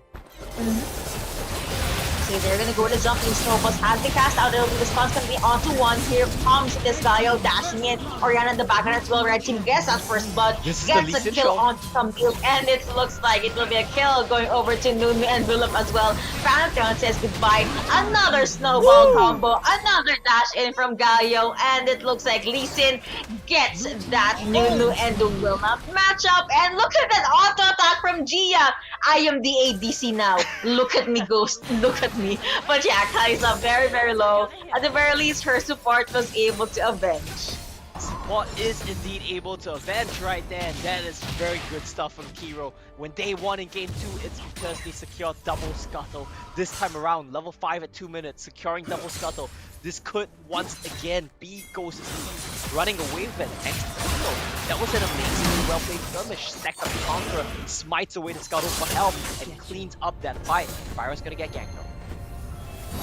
Here comes the huge snowball and that knockoff passive being procced by the Camille, and I'm calling it. Game number 3, we're gonna be seeing a lot of team fights. I mean, look at how aggressive they are just under 3 minutes. And here comes Sonic Wave from that Lee Sin. Gets the kick, but sadly there will be no follow-up. There will be that pursuit coming through. And here comes Nuna and Willop yet again. Another snowball being cast out, but that's gonna be a good sidestep from this Lee Sin. Back into the back line, and Nunu and Willop gets the kill onto Lee Sin instead. They go too aggressive onto Helgo there, but they weren't able to cancel out. They weren't able to deal with the hook shot, and Helgo just gets out of dodge. Nice combo. Yep, gets grounded, and Pantheon is now 6 feet underground. There is a huge wave at the barrel lane side as well, so it looks like Hellgirl will be able to get some damage into the turret. Unless Lee Sin pays her a visit, she did, and Hellgirl just hook shots away. Yeah, and this is just really good stuff from Helgo and Tomaru to recover from that early skirmish. Very well played in these topside skirmishes. A lot of it thanks to Helgo. Outplaying the Lee Sin kick flash, outplaying the Pantheon stun. Really good stuff to get a gold lead here for MaiLinh's team. Actually just 4 minutes in, right in time for the first 2 major objectives to be up. Things from the red side saying that they should go to the Repelled, so Ghost is going for that macro plate, whereas MaiLinh, their jungler did start at the Dragon's Pit, but it looks like, are they gonna contest? No, they're not. Okay, they're just waving the signal. Guys, follow me. I'm the leader. Let's go to the Dragon's Pit. Yeah, let's go to the Dragon's Pit right now, and it looks like the setup advantage is in favor of MaiLinh's team. This Pantheon matchup is not looking good, because the armor shield from Camille just completely cancels everything out. Exactly. I'm saying, Hellgirl, very aggressive, and she's holding out just fine. One of the most consistent players in the Showdown, I believe. And speaking of Showdown and consistency, both teams consistently going at the Dragon Dance. Howling Gale will connect onto one, but they're not gonna commit. They're still taking a feel on the map first. Yeah, I think there's a reason both of these teams don't want to start a dragon, and that is on Ghost's side. They are aware if they start the dragon, it allows for Nunu, it allows for Rakan to come and really tie them up, catch them in a bad scenario. MaiLinh's team doesn't want to start the dragon because they know Pantheon has that global. If they start it out, they're fighting a 5v4, so it's a bit of a stalemate right now in Ghost. They find the timing to go start it off. Okay, there's a bit of mission given the side of MaiLinh, but after getting that dragon, looks like Ghost, they are gonna go with the fight. Immediately, roots connecting. Hero's entrance connects onto two. Lee Sin gets a kill onto Rakan. Here comes Pantheon, will the ultimate, gets that stun onto one. Orianna forced to flash up. Beautiful roots coming off from Saya. Jump in from Ghost yet again. They dove under turret. Orianna saying goodbye and Janna saying goodbye as well. Nunu gets that double kill. She is now on a killing spree. Overall, it was a 2-for-2 trade. Plus 1 turret for VEC MaiLinh. That was such a close team fight. Health bars were blinking red from both sides, but ultimately, like you said, it was a 2-for-2. MaiLinh's team will get the turret, but Ghost's team will get the dragon. So still a very even game as we see both sides trading back and forth, going blow for blow. It looks like this is the closest game so far. And yeah, I mean, game number 1 was dominant from one team, and game 2 for another. This time, they finally know how their opponent works. Taunts connecting as well as the Void Seeker. Here comes Camille with that knockup. Hex ultimatum being popped as well. Beautiful shockwave at the back line. Blue team gets that steal onto the Herald. Double kill going over to Orianna. Gia very much alone. That is a jump in, a flash in from Hellgirl. And the damage coming out from Camille was too much. Howling Guild being used by Janna, but Hellgirl is still on the chase. Rakan at the jump in. A bit of an overextend, and that will be the kill going over to Lee Sin. Lee Sin takes no chances, just kicks the Rakan in the face, gets the kill, and the Rift Herald that Tomairu managed to secure will take down mid turret, and just like that, MaiLinh's team, they find the kills, they find the Herald, they find mid tier 1, they pull ahead to a 3,000 gold lead thanks to Hellgirl and Tomairu. We talked about this. Give them a, well, this Nunu isn't an assassinator rather, type of champion. But Hellgirl on this Camille can just duel. Camille can dish out so much damage. So I guess that's just one of the huge win conditions from VEC MaiLinh. Give them this combo and they will definitely deliver. Yeah, it's great to see the members on champions that they're really good at. Hellgirl on the carry, Claria on this Rakan, Tomairu on Chemical, Septic, Jungler, and this is where they excel. Yeah, they're gonna cut off the minions here, make sure Ghost will be nowhere near where they are. Good call for the women in red. They decided to go to trade at the Dragon Lane side. Galio alone, that will be the orb being thrown out by Orianna. Damage coming out from the snowball from Nunu. And looks like Hellgirl will do her best to defend this 1v3. Hex ultimatum being popped. She gets rooted and she says goodbye. Kill going over to Pantheon. Yeah, not much outplaying to do that against the point and click kick, the point and click stun from Pantheon and Lee Sin. Such a close game right now. Both teams just trading blow for blow. MaiLinh's is still just a little bit ahead, but it is extremely close. Oh my goodness, beautiful taunt, but it looks like there will be a flash out from Orianna, but then the killer instinct came in at the right time for Ghost. Here comes the re-engage. MaiLinh jumping in. Two champion knockoff rapids going over to Nunu and Willem. KLX Ghost, they decided to take a step back. They do indeed. Lenoir drops, but so does Vira. Both teams trading blow for blow. This is the closest game we've seen yet today, Yuko. Game 1, MaiLinh's team was dominant. Game 2, Ghost's team was dominant. Now game 3, anyone can take it. Anyone indeed. Even though KLX Ghost might get their hands on the Infernal Dragon, MaiLinh's team, they're all about that scaling. Now Ghost, they are going to try to go to steal of blue team, gets their hands on the Infernal Drake. That will be the shockwave connecting onto one, but after getting the objective, they just jumped away. Do not overstay their welcome. Take a hold of the lead that they have.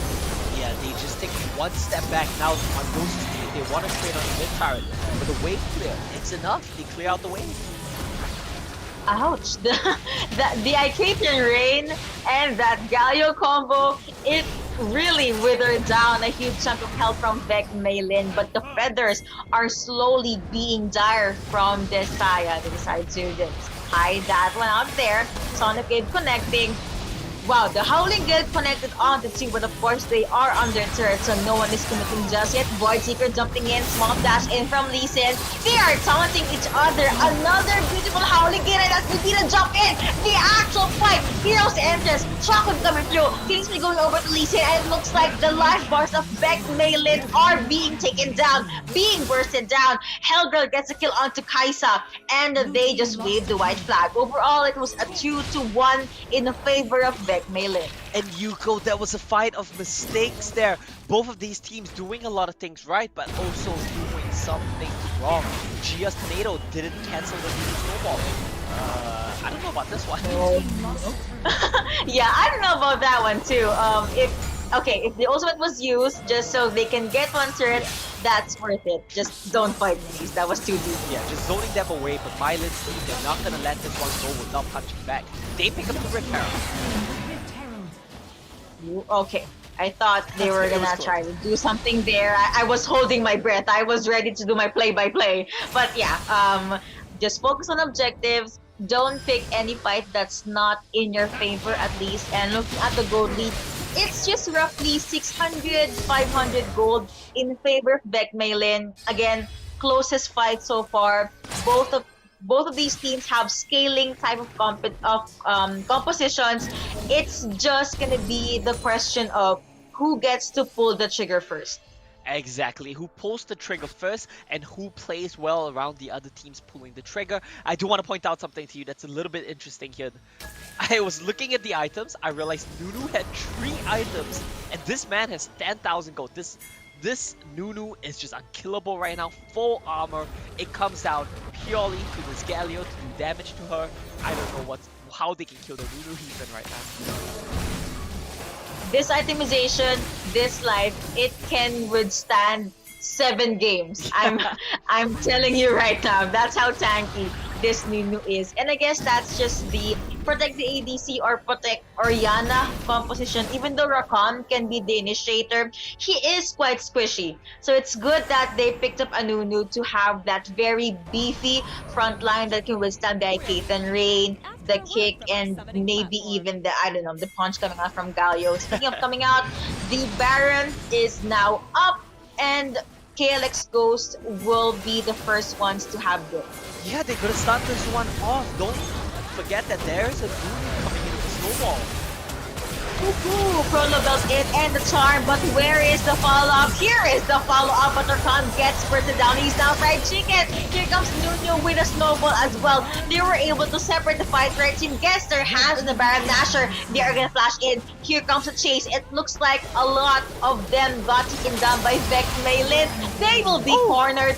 Roots connecting, but Lee Sin gets the rampage. He gets that kill onto Saya. What was that? But now here comes Orianna. Nunu with the double kill. He is now dominating, and that was a 2-4-3.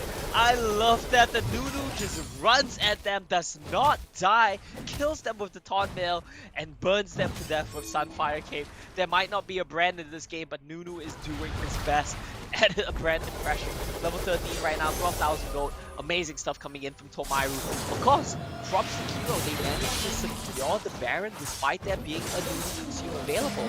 In fact, both junglers top of the go charts. Exactly. Oh, okay, speaking of junglers, looks like they will just focus on another major objective. But of course, KLX Ghost will not leave that without a fight. But it was a tad bit too late. Stun coming through, connecting onto one. They will try to go out, but it's too late. Saya gets a kill onto Pantheon. Here comes Lee Sin at the back line. Gets a kill onto Rakan. Beautiful roots coming out from Saya, but instead Lee Sin is now on a roll. He gets that triple. He is on a killing spree. Taunts connecting. Shot down on Nunu. And Galio, instead of a quadra for Lee Sin, he got the 4th kill. It looked a bad fight there, Hugo. It looked like it was starting off poorly. Byra got caught out. The fight seems so the same, but a really good follow-up, a really good cleanup inside of Ghost's team means that they will get the turrets and they might go for the game here. They do want to, and with that, you have fresh waves jumping in. MaiLinh trying their best to defend this, but KLX Ghost, they are focus firing on the Nexus. The Nexus gets to live another day. MaiLinh summons the Repelled at the top lane, but overall, I guess KLX goes with their 3K goal lead. They're very much happy with how the game is swinging. Yeah, they do just back away. They get out of there. They don't want to risk it because they know the game's in a good spot. They don't want to risk going for the end and throwing the game away. So that's a very good call, very good patience from the side of Ghost's team. Shelly right here just gonna take a stroll. I don't feel like Shelly's gonna get a chance to charge into any turrets. But it's still a very close game state, and MaiLinh's team, despite having an open nexus, they could still find a way to turn it. I believe I jinx a lot of things. I said whichever team is on the blue side, they get the win. But now Ghost is at the lead. I think I should stop giving out analysis this time around. But yeah, KLX Ghost holding out really fine. And they're actually funneling and constantly pressuring the mid lane. Though MaiLinh is hiding at the bushes, they're gonna go with a surprise attack. But of course, KLX Ghost, they're just focused onto their goal. They want to go to chase constantly. And 20 seconds before the Baron will be up, KLX Ghost, it looks like they just want to end the game very, very quickly. Jumping from Rakan, here comes Snowball. He gets through it, but he's very, very tanky. Saya with the Feather Storm to get away. Teleports coming in. Pantheon does jump in. Here comes the tactical sweep. Hero's entrance being popped as well. Luckily, no one died. It's a little bit desynced there, but all the globals will use Pantheon, Galileo. Baron's gonna get started out, but MaiLinh's team, they are coming in. They get cancelled though. Good Hurricane coming out from Janai. Here going tactical sweep as well as the ultimate coming out from Camille. AoE CC is coming through. Roots coming through as well. Gia the first one to get taken down, and MaiLinh gets their hands on the Baron. Will be a flashing for Hellgirl, but it looks like Camille gets a kill onto Galio. Blue team gets that Baron buff, and the KLX Ghost will have to try again. And that was an ambitious Baron attempt from Ghost. They managed to get it down to 4,000 gold, but they gotta keep in mind they're playing against Nunu. They're playing against Camille. These are champions that just get on top of you, and they managed to secure the Baron with the Nunu consume. That's gonna be a nice little swing. Gold now dead even for both of these teams, but Baron buff in the pocket of MaiLinh's team. And they will utilize this as much as they can. They don't care even if Lee Sin has GA. They want to get the last outer mid lane turret. Hero taking so much of those snowballs. He is now on brain freeze, that's why he got stunned. And MaiLinh gets that last outer mid lane turret. They do indeed. They won the bottom lane one as well. It's just one hit away. Helgo might just go kick it without it. Nope, not gonna. Looks like Myro gets caught. No. Yup, Kiku gonna connect Elder Magic now up, but it looks like MaiLinh jumps in after Item Hexing Ultimatum. Beautiful charm coming out from Rakan. Now you have the Moonstone being popped by Gia for sustain. However, Galio got pinned down. Luckily, he has Hero's entrance. Pantheon jumping in, and I'm not sure why. At the very least, no one is still gonna die. That was a long fight, and no one got taken down. From Bay as well as Myra just doing a bit of switcheroo right there, trading places with their globals. Ghost walks in, gets chunked out by the Ori ball, and this is gonna be dragged from so low. Oh, I thought Lee Sin was gonna go with the steal. Blue team so secures the Elder Mountain Dragon, and Lee Sin paid that one with his life. So gold going over to Rakan. And VEC MaiLinh, this is it. Looks like the lead is now in their favor. Just on steal against a Nunu consume. That's the problem right now. And by MaiLinh, they steal away the Baron, they secure the Elder Mountain, and it looks like a game that was in full control for Ghost's team is just gonna get swapped back around. MaiLinh's team find themselves a way back into it. They pull off the comeback, and they're going for the push. They're going for the end. Look at the itemization of this Nunu. Again, very tanky. He doesn't care about anything. Saya, Kaisa damage, Pantheon damage, no problem. I can tank that. Looks like Pantheon is lurking into the side. I'm not sure they're gonna go with the 1v1 though.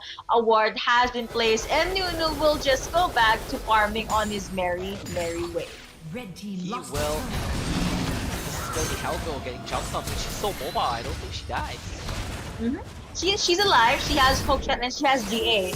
Maybe she was just trying to get attention from the other members of KLX Ghost while their other teammates are charging the mid lane, as well as Nuno and Envelope charging the Baron lane. So they're spreading the damage and the pressure, and it just leaves KLX Ghost to question which lane will we go, which will we defend.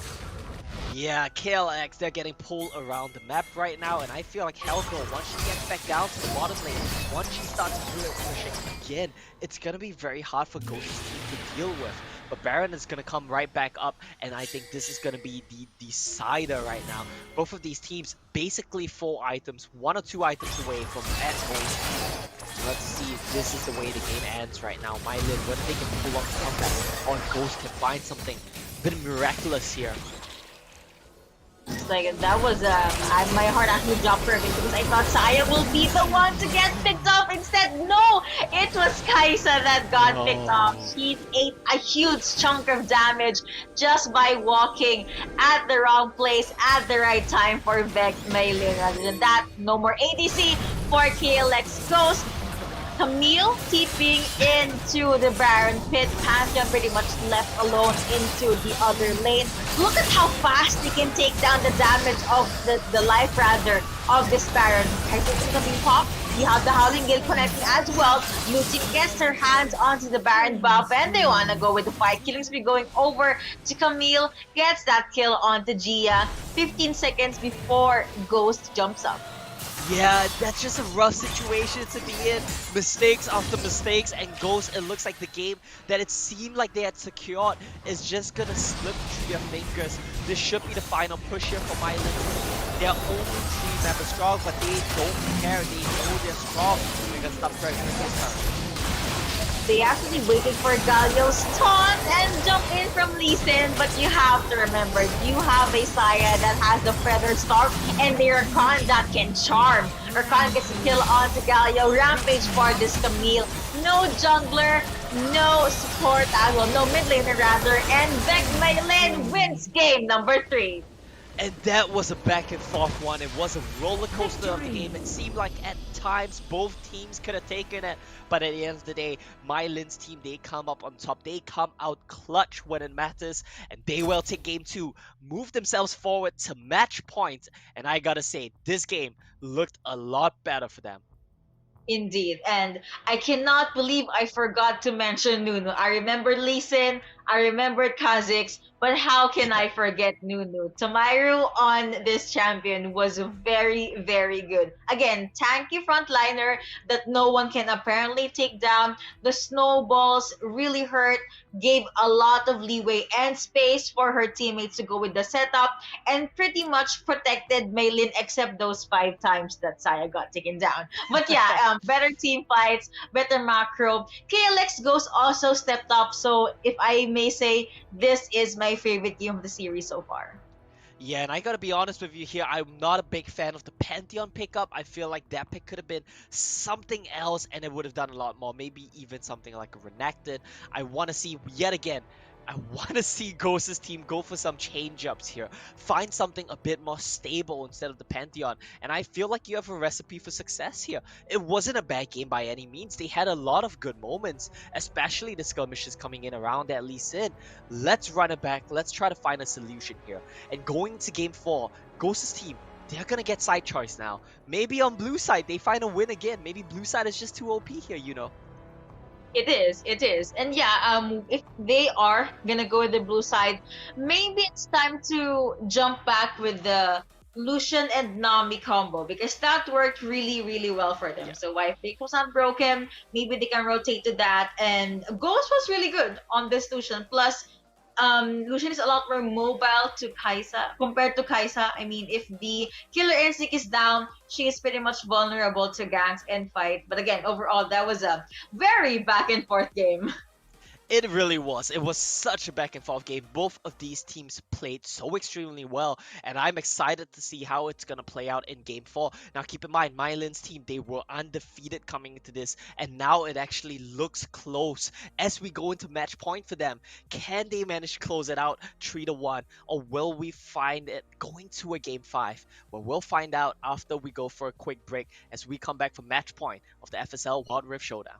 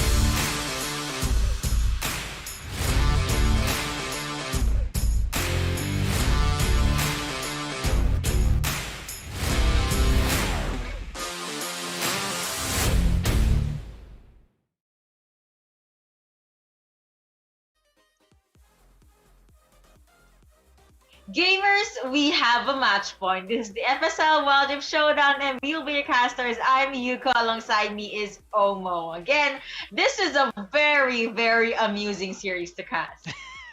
It's amusing, it's exciting, it's fun, it's Wild Rift. That's what we're here to see. Both of these teams, they are going blow for blow, and I love what we're watching right now. We see games being traded back and forth. So far, blue side, 100% win rate, like you pointed out. And I do believe we will have, let me just double check. There we go. Ghost has blue side yet again. So will we possibly go to a game 5 here, Yuko? I'm gonna say yes, just because the strength and the blue side buff is just too much. So, if we're gonna follow the pattern, if they get blue side now, that means MaiLinh will get blue side for game number 5. Yeah. So is MaiLinh gonna win game number 5? So that.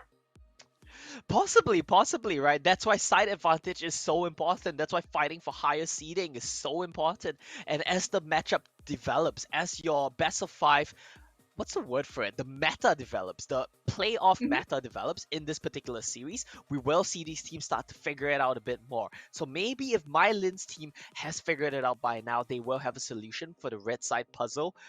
I'm hopeful that they do, because it seems like it's pretty clear right now, right? Just get a tank on the Baron laner, get something like Rakan for Claria, and something that sets the pace of the game for Tomairu, and they are good to go. Just let MaiLinh and Lenore just follow up, and it looks good. Yep, just keep on packing those punches up until their opponents can no longer stand. So I don't think we're going to be seeing Fiora, as much as I would love to highlight Fiora on Hellgirl. But Hellgirl is also very, very good in Camille in the previous game.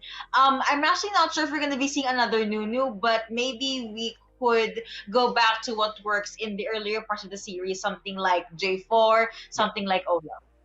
Yeah, definitely Olaf is a very scary pick. And now being on red side, I don't know if Ghost has enough bans to ban it away. So we might see Tomairu go back to that one. We'll have to keep in mind as well, there's so many things to look out for. And Riven has not been picked or banned a single time here today. I do believe Helgo has played that before, if I'm not wrong. So if she's willing to pick it up again here on match point, that could potentially be a very scary one. During the break, I was staring at the ceiling, wondering, pondering why no one is picking up Riven, and the only reason I thought of was maybe because she's late game kind of champion, and both teams would want something that can have a power spec at around 7 or 8 minutes at most. So maybe that is another reason. But we're gonna hop into the pick and ban phase for possibly the last game of this series. Let's head into Champ Select and let's see how this one plays out here. Riven is already being hovered by Helgo right now, so if that's not a good sign, I don't know what is.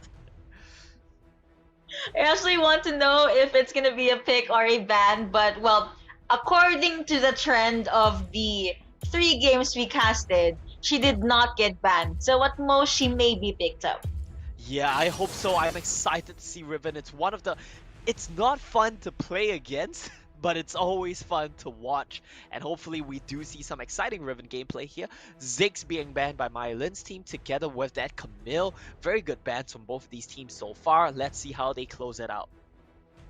Maybe they could take out, I was about to say J4, but Galio is a much better ban. Get that global ultimate out in the table, not available for VEC MaiLinh to pick up. And for their side, maybe another jungler just to take down the pool. But no, they're gonna take out Ahri. Camille got banned out, so that means J4 is available.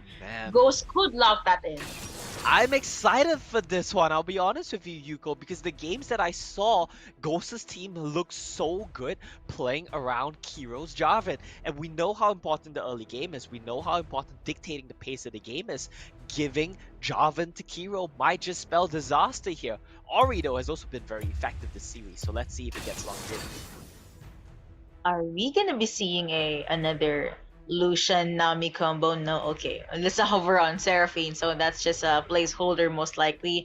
And now MaiLinh, they believe it's worthy to have a first pick Rakan, and I have to agree.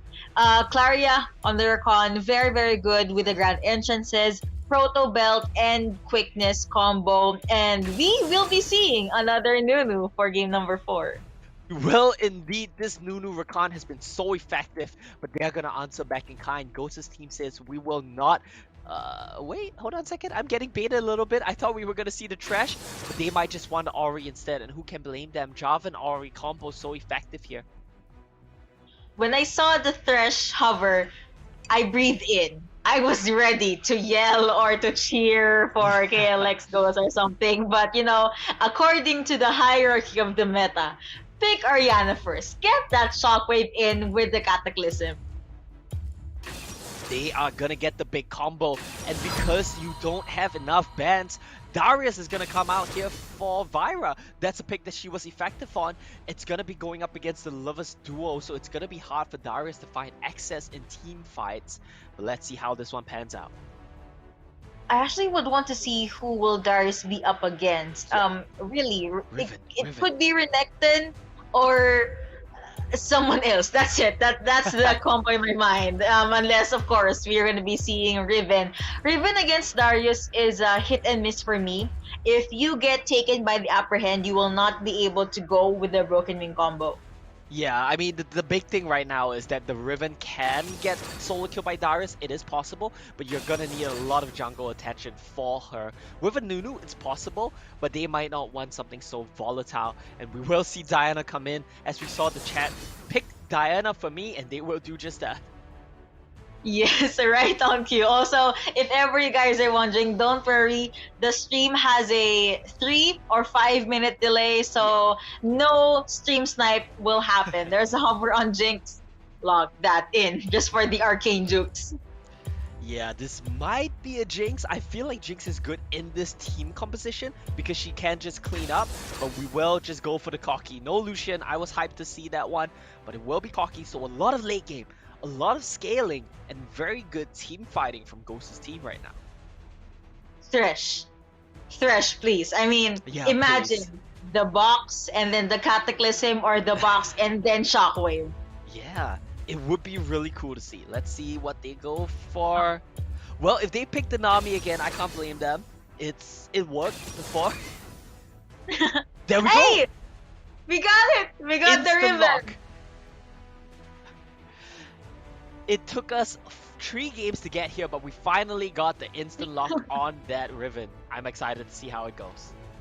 Yep, so if I may say this, the highlight for me in game number 4 will be the Baron Lane matchup. Although, again, I did say Riven versus Darius. Darius will have the slight lead in the early game, but if Riven gets to level 5, Hellgirl will have a lot more leeway to fight against this Darius.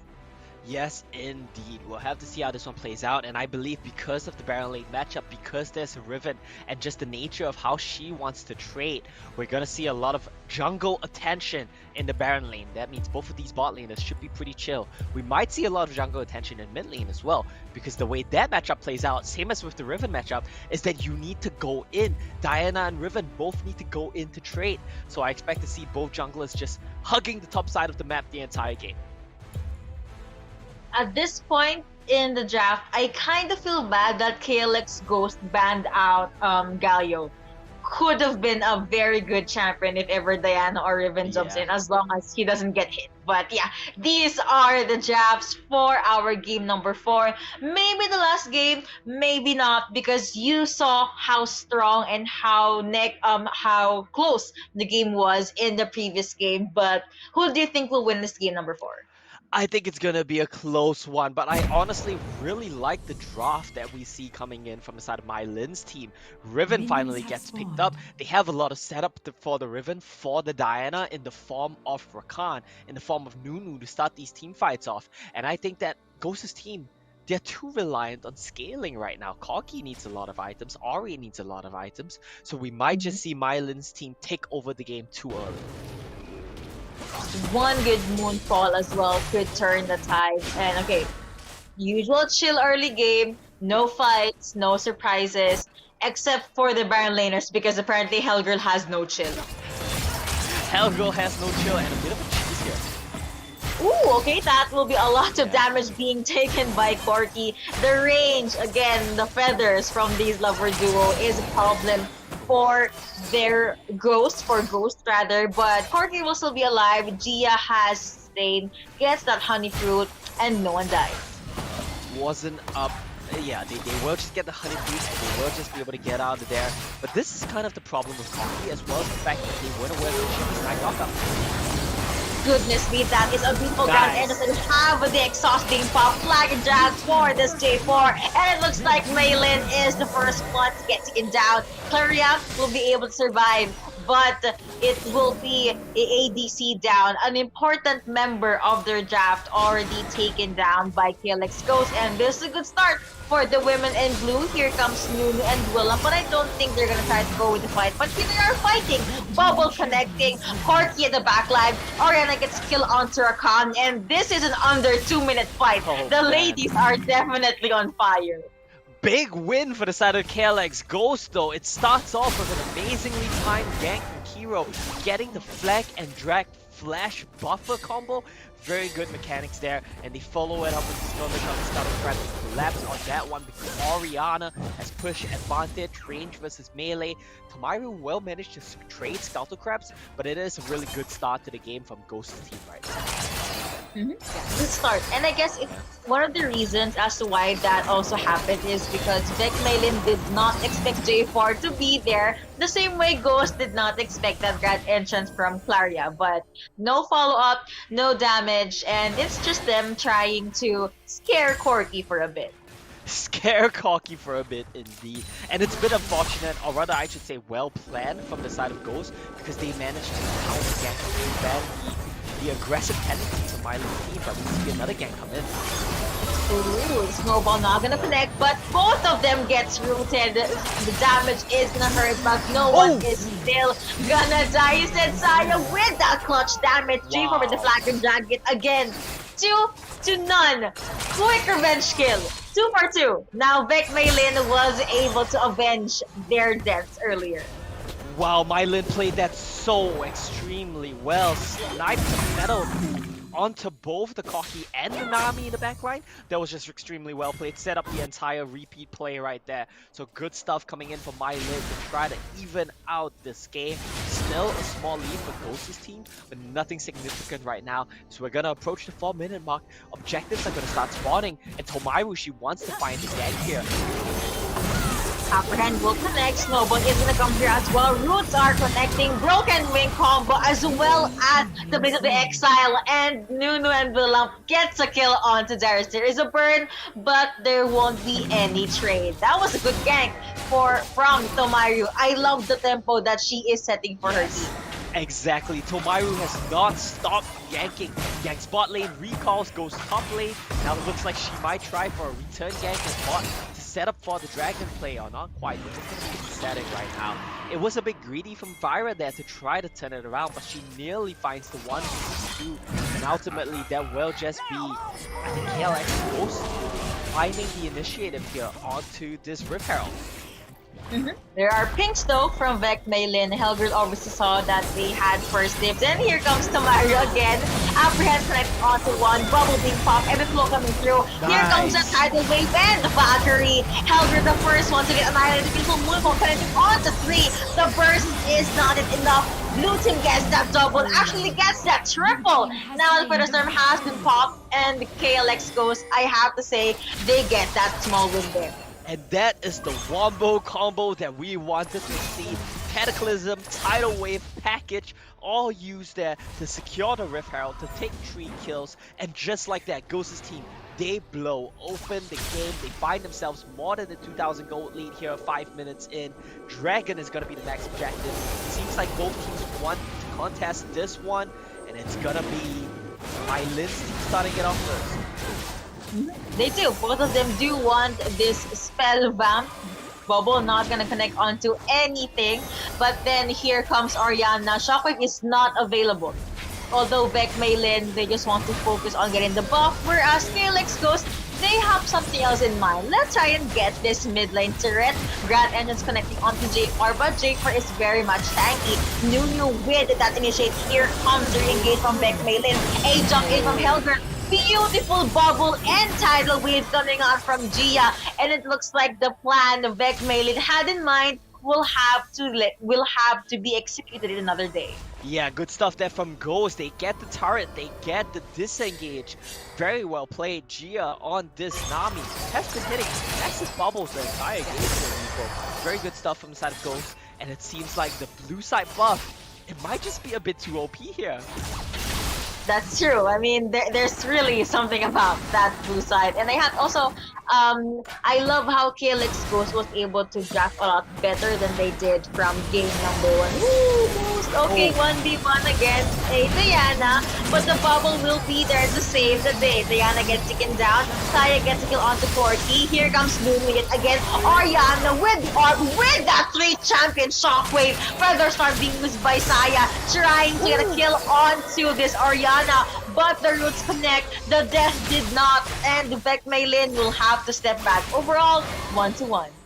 This might just be the most well-played mechanically game that we've seen, or rather, most mechanically well-played game that we've seen so far. Both of these teams in the right place, at the right time, hitting the big spells, the bubbles, the shockwave, the moonfall, and it's still such a close trade. Ultimately, I think Ghost's team came out on top, but just barely. And I want to point out Hero on this Jarvan. There's a reason they are undefeated with this 6 kill for the solution, 100% kill for the solution. Goodness me, she does want more ebb and flow. That kind of hurts damage coming up from KLX Ghost. Was too much for VEC MaiLinh to bear. No tidal wave, no cataclysm, and even that VEC MaiLinh, they decided to not contest with the dragon. It will be a free dragon buff for the side of KLX Ghost. However, in the barrel lane side, Riven, Hellgirl, was able to push a bit further with her lane against Darius. Yeah, and both teams just trading sides yet again. 3,000 gold for Ghost. They want to go for Lenoir, nowhere to run. Flash out, flag and drag in, bubble not connecting, and here comes Nunu at the right place, at the right time yet again, gets in, and here comes the charm. Beautiful initiative from Claria, goodness sake, Atticus is landing on 3, that is a lot of damage. MaiLinh with the Feather Storm tries to get a kill on the J4, that is going to be the blue team. Corky with that double kill, however, Hellgirl, seeing a very vulnerable Corky, gets that kill. It was a 1-2 in favor of Ghost, and need I remind you, all that while Vera on this Darius was alone and just farming. Yeah, both of these Baron laners, they are taking turns to enjoy the farm here as the other one roams to help their team. This time around, it's gonna be Vira picking that one up for herself. Hellgirl tries to go in to help her teammates out, will pick up 1 kill, but that's gonna be just it. Now Rip Herald is gonna get started. MaiLinh's team, they want this, but Ghost's team, they want to contest. They do. Another jump in. Claria is very tired of this J4. He's gonna get that kill, but no! Blue team was able to steal the Herald and get a kill onto Nunu and with a beautiful Naushan guillotine. Valkyrie in. Hellgirl being caught out. She was able to dash to the side, but I don't think she will be alive anytime soon. Corky gets a kill onto Hellgirl, and here comes J4 with another flag and drag. KLX Ghost! They are on fire! They are indeed. Once they get the lead, they do not let up. They steal the Rip Herald. They want more. They want some kills here. Won't be able to find them, but they get mid-tier 2 turret. They won't quite get tier 3, but they're gonna be happy with this. Somewhat save Ari right there. They get out of there. Huge win for Ghost yet again. Huge win indeed. And even though Hellgirl was able to take down the ADC, she got 3v1 and she had no more resources. KLX Ghost, something in them just awakened, and they're just able to utilize the power that they have. VEC MaiLinh still left with a question, what could they do to come back from this? Stuns coming through, keepers being lit by Hellgirl, looks like she would have good welcoming combo, but Oriana will be okay, flag and drag, not flag and drag, that will be the grand entrance and damage coming up from Rakan. Oriana says goodbye. They dived in a little bit too deep right there. Try to pick up the Oriana and the fight.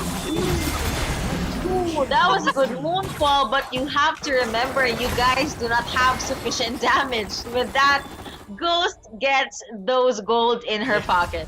So it's a bit of a trade. They overdive to kill Ori in the mid lane, and because of that, Ghost is they can find something in the Dragon lane. Trades back and forth. That is the name of the game right now. None of these teams gonna give anything up without a fight. Never really gonna give this game up. I think I just sang a song there, not Yeah. accidentally. But yeah, J4 with that GA. 12 and 6 on the scoreboard in favor of KLX Ghost. Almost everything is in their favor. Gold lead, even the turret takedowns and the dragon takes. What do you think should VEC MaiLinh do to even things out? Oh, it's gonna be a hard one. I feel like their win condition right now is they need to let this Riven scale up. They need to let Riven find a big team fight engage, and then that's their win condition right now. It's all about the Riven. It's all about the Diana. It's all these two picks to pop off. There are two champions hiding in the bush. But yeah, I do agree. Still waiting for that Hellgirl play. Goodness me, what a beautiful stun. And that knockoff tidal wave coming through. KLX going over to Gia. The bubble plus the cataclysm and that Gatling gun keeps going over to Corgi. She gets that double. She's on a rampage. Noxian Guillotine will be enough rather to take another life from VEC MaiLinh. Hellgirl, the only one left alive on their side. The blue side buff is real because KLX Ghost is looking to end game number 4. Not quite yet. They're gonna be a bit patient. 12 minutes in the game to take a step back. But still, basically, they stamped their mark on this game. 13,000 gold lead, 12 minutes in. An amazing performance coming in from KLX Ghost. It all starts with the early lead found by the Jarvan. Still, 14 out of 16 kill participation. 12 minutes in game. Amazing stuff from Hero Jarvan. I feel like he needs to land that one away next game. But something that we didn't notice, 100% kill participation for Ghost. There's a reason the team name is after her, I guess. Yep, they definitely are staying true to the team name, and her name is on the board. She has to get all those spotlight and those attention. But now for VEC MaiLinh, MaiLinh right now is sitting at a 2-2-2 on this Saya. Has IE, has Static Shiv. However, I guess they just lack a solid, well, Tomaira is a solid frontliner, but the problem is they will just get picked off by KLX Ghost, and it'll be Hellgirl being taken down. Now, Diana probably will be their next target. Bubble connects onto 2. Here comes Tomaira with that snowball, protoball in with the quickness. Another grand entrance. Valkyrie's the side, but however, they're in too deep. Here comes Darius. You have Vera at the front line. You have Hellgirl at the back line. Going over to this party. Another beautiful bubble from Gia. Oriana with that follow-up gets a double for herself. It was a 3-0 in favor of KLX Ghost. And this game has just flipped on its head. The engage attempts are not working. And Hellgirl, even though she found the flank, she was too low by then. This is going to be a huge fight win. And yet another Baron for the side of KLX Ghost. They're going to pick that one up. They're going to go home. And I feel like when they come back, they're going to try to end it. They are. They definitely will. And they have the means, they have the lead, and they have the confidence to do so. I guess the only thing standing between them and the game number 4 win is literally this combo of Saya and Drakan. I've seen Claria with those good grand entrances. It almost would disrupt KLX Ghost, but they still make things happen, and they're probably still waiting for Hellgirl on this Riven to scale to be that scary late game champion.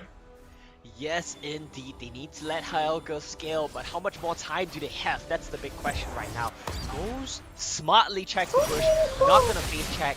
Hellgirl is still a bit far from that Solari Quake Blade, the Solari Charge Blade, and I feel like she won't be able to get it, so her damage is gonna be a bit lacking. And even then, she's gonna be so squishy, it's too hard, I feel, at this point in the game.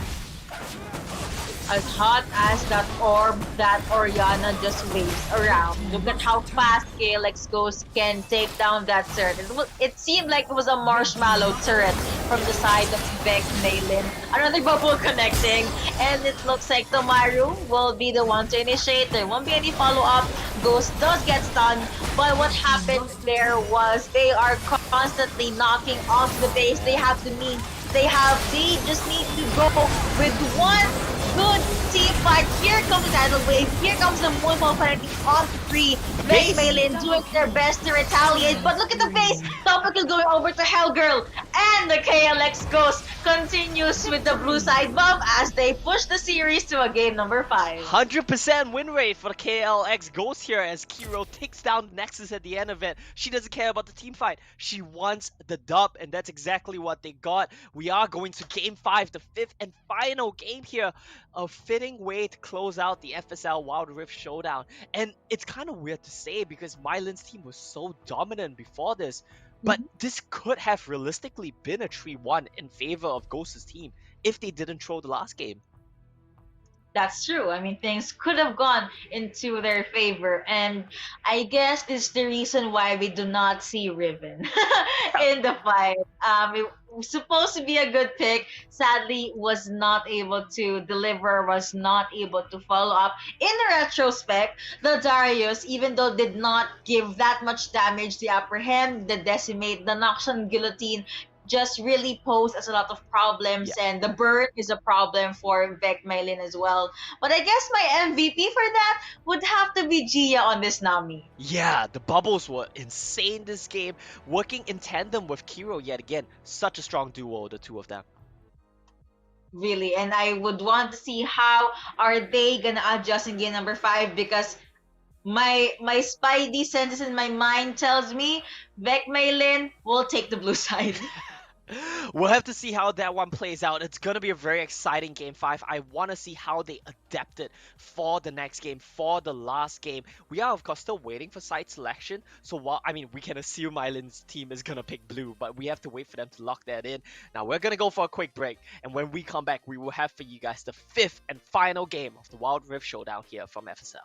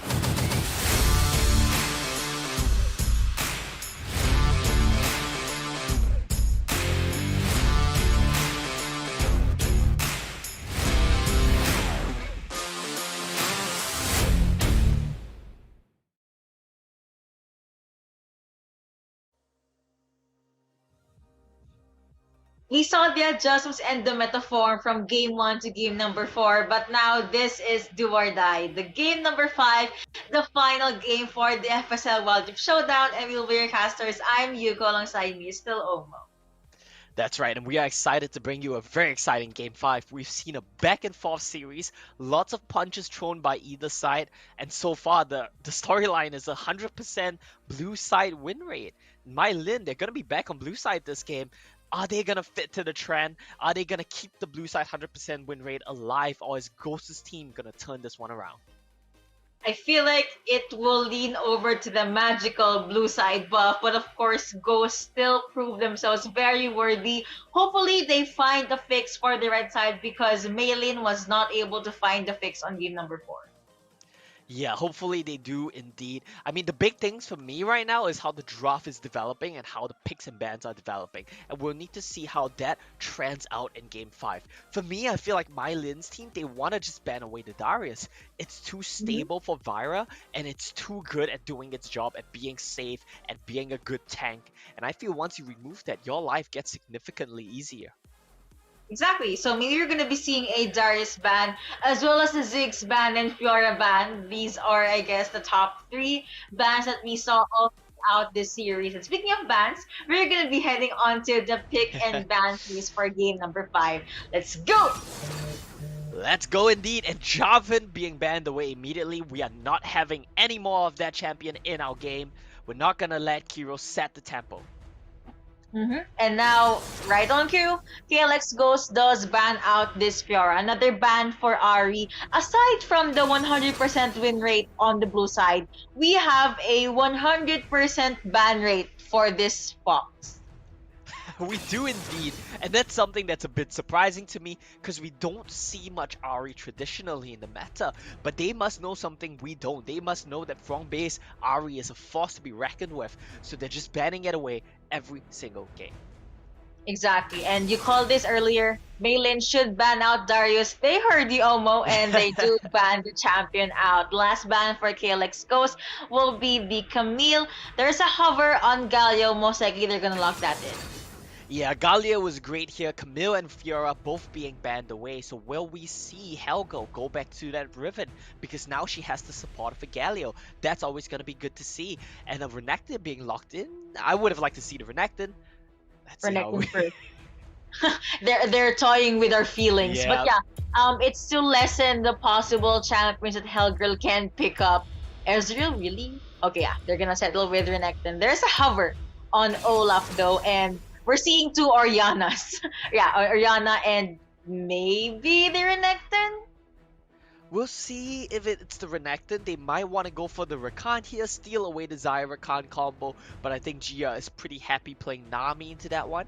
Let's see what they go for. I like the Olaf being covered here for Tomairu. That's going to be very strong. It was a pick they won a game with Jarvan taken off the board as well. Olaf is uninhibited. He can't just go crazy. Yeah, arguably the best jungler left available, especially because KLX Ghost locked in that Lee Sin. So if you want to have another scary frontliner that can just press an ultimate or one skill and then free from all the AoE CCs, he is your guy. Yes, indeed. Free from all the AoE CCs. Lee Sin is not a bad matchup into this Olaf because you're so mobile, you can just jump over walls, run away from the Olaf. Not the worst scenario to be in. And a strong 1-2 combo. Olaf and, Oriana as well as this Lee Sin is going to really set them up for success. But MaiLinh's team, they're going all in on this Olaf. They're putting all their eggs in a basket. They're saying, Tomairu, we are going to buff you, we're going to shield you, we're going to engage for you. You just carry the game. This is the unkillable compass, we'd like to call it. The first time we're gonna be seeing it in this series. I'm not sure how will this pan out, but the running rule here is keep Olaf alive, give him the kills, and Lulu will do the rest. And even Galio, because Galio can just jump in with the hero's entrance whenever Olaf is in the middle of a team fight. So now KLX Ghost, they answered that with a Xayah. Maybe you're gonna be seeing a Rakan for Gia finally, but I still believe that she was very phenomenal in that Nami. I kept on yelling the tidal waves, the bubbles. She was very safe in the back lines. Indeed, she is very safe in the backline and she hits every single bubble as well. That's something you need to be looking out for here. Maybe this will be the first Rakan game. I would really like it because they have to combo with the Xayah Rakan, they have to combo with the Orianna ball on Rakan, and of course, having a good engaged support is great with a Lee Sin pairing as well. So let's see how this one plays out. There's a hover on Corki for the side of MaiLinh. Oh, this is gonna be a lock-in, of course, but this is the first time we saw a Saya pick, but she does not have her boyfriend. So Claria can just pick up Rakan for herself or secure the ADC. Yeah, the Nami here is a bit trickier to play because Olaf just ignores you. Olaf just runs past your tidal waves, runs past your bubbles, and that's going to be a bit tricky to deal with. I would have liked the Rakan a little bit better because you're more slippery. You can really get in and out of the team fight so Olaf can't chop you down. And if Olaf ignores your CC, at least you can CC her backline. So that's something to look out for here. It is going to be a cocky Lulu bottom lane up against Xayah Nami. I don't know how I feel about that one. It seems pretty passive. And speaking of passive, KLX Ghost logged in a Garen, which I believe is a passive Baron laner for the lane stage compared to a Renekton, but he is a force to be reckoned with in the late game because he is just too tanky. Dimashen Justice dishes out so much damage. So I'm betting my non-existent 5 pesos that we're gonna have a long game. Maybe a 15 or 20-minute game number 5. Yeah, it's going to be very exciting to see a Game 5 go that long, and I feel like if it scales up into the late stages of the game, I like KLX Ghost's chances. This Orianna pick has been quietly scaling every game that we see it, and once she hits the big shockwaves, that's all it really takes to really snowball the game, to snowball a team fight, and we'll need to look out for that as it plays out. This game though, yet again, I think it's going to be very reliant on these junglers facing off. Exactly. So it's a matter of who gets to get the first blood and who gets to rotate more. When it comes to mobility, I would give it to Lee Sin because, of course, that's Lee Sin. He's about mobility. And yeah, but when it comes to damage, early game damage, just give the first 3 skills to Olaf. He has a level 3 power spike, and Tomari will definitely keep on ganking your lane. Yeah, exactly. And I feel like Frongbei needs to keep very safe this game because the moment she blows her flash, it's very easy for Olaf and Galio to just run you down. So Frongbei needs to be careful of that possibility. And I want to see which lanes get advantages here to start securing these scuttle crabs because we see how important it is for dictating the pace of the game. With that, we are hopping into game number 5, the final game of this grand finals. Again, do not forget to share the live stream. Comment who do you think will be the champions for the Wild Rift Showdown. Also, Omo, you said that for the late game, you're leaning towards KLX Ghost. Is your vote for KLX Ghost in this game number 5? Oh, that's such a hard question to answer. I feel like the Olaf might just go crazy and take over the game here, but if that doesn't happen, I think KLX Ghost will win it, so I will put my game 5 vote on KLX Ghost. Alright, so it all depends on will Olaf be able to snowball or will Hellgirl be able to land those stunts. And she did land the stunts. Again, for the early game, it will be heavily favoring Renekton. But once Vera gets that level 5, she will have more sustain and more leeway for survival. Yes, indeed. And this Garen pick is actually quite instrumental in this game because it fits the identity that the Darius pick was setting, where you just play it safe, where you just withstand the pressure. And I think she can definitely do that here because when you think about the damage coming in from MaiLinh's team, a lot of it is Olaf, a lot of it is gonna be cocky, and if Garen just blocks all of that, then it's gonna be very good for Ghost's team. Good silence coming out from Garen will definitely dictate the tides of the game. But so far, the junglers, they are just minding their own business. Olaf with the Rift Scuttler, Lee Sin doing Lee Sin things, just going there at the mid lane and then going to the dragon lane. But yeah, Hero will just have to wait for an opening if she wants to go with the gang. But I don't think her teammates will need it because for now, MaiLinh is heavily being pressured by Ghost. Yes, indeed, MaiLinh getting heavily pressured by Ghost, and a lot of that is just Cocky's weak laner stage. It is kind of expected, sad to say. This champion just needs a lot of time to scale up, and we see Lee Sin in the area, we see Kiro in the area. That's something she's done a lot this game. Cover her bot lane, shadow her bot lane, but they're not going to find the gang. They're just wilting to the crux and to get out there.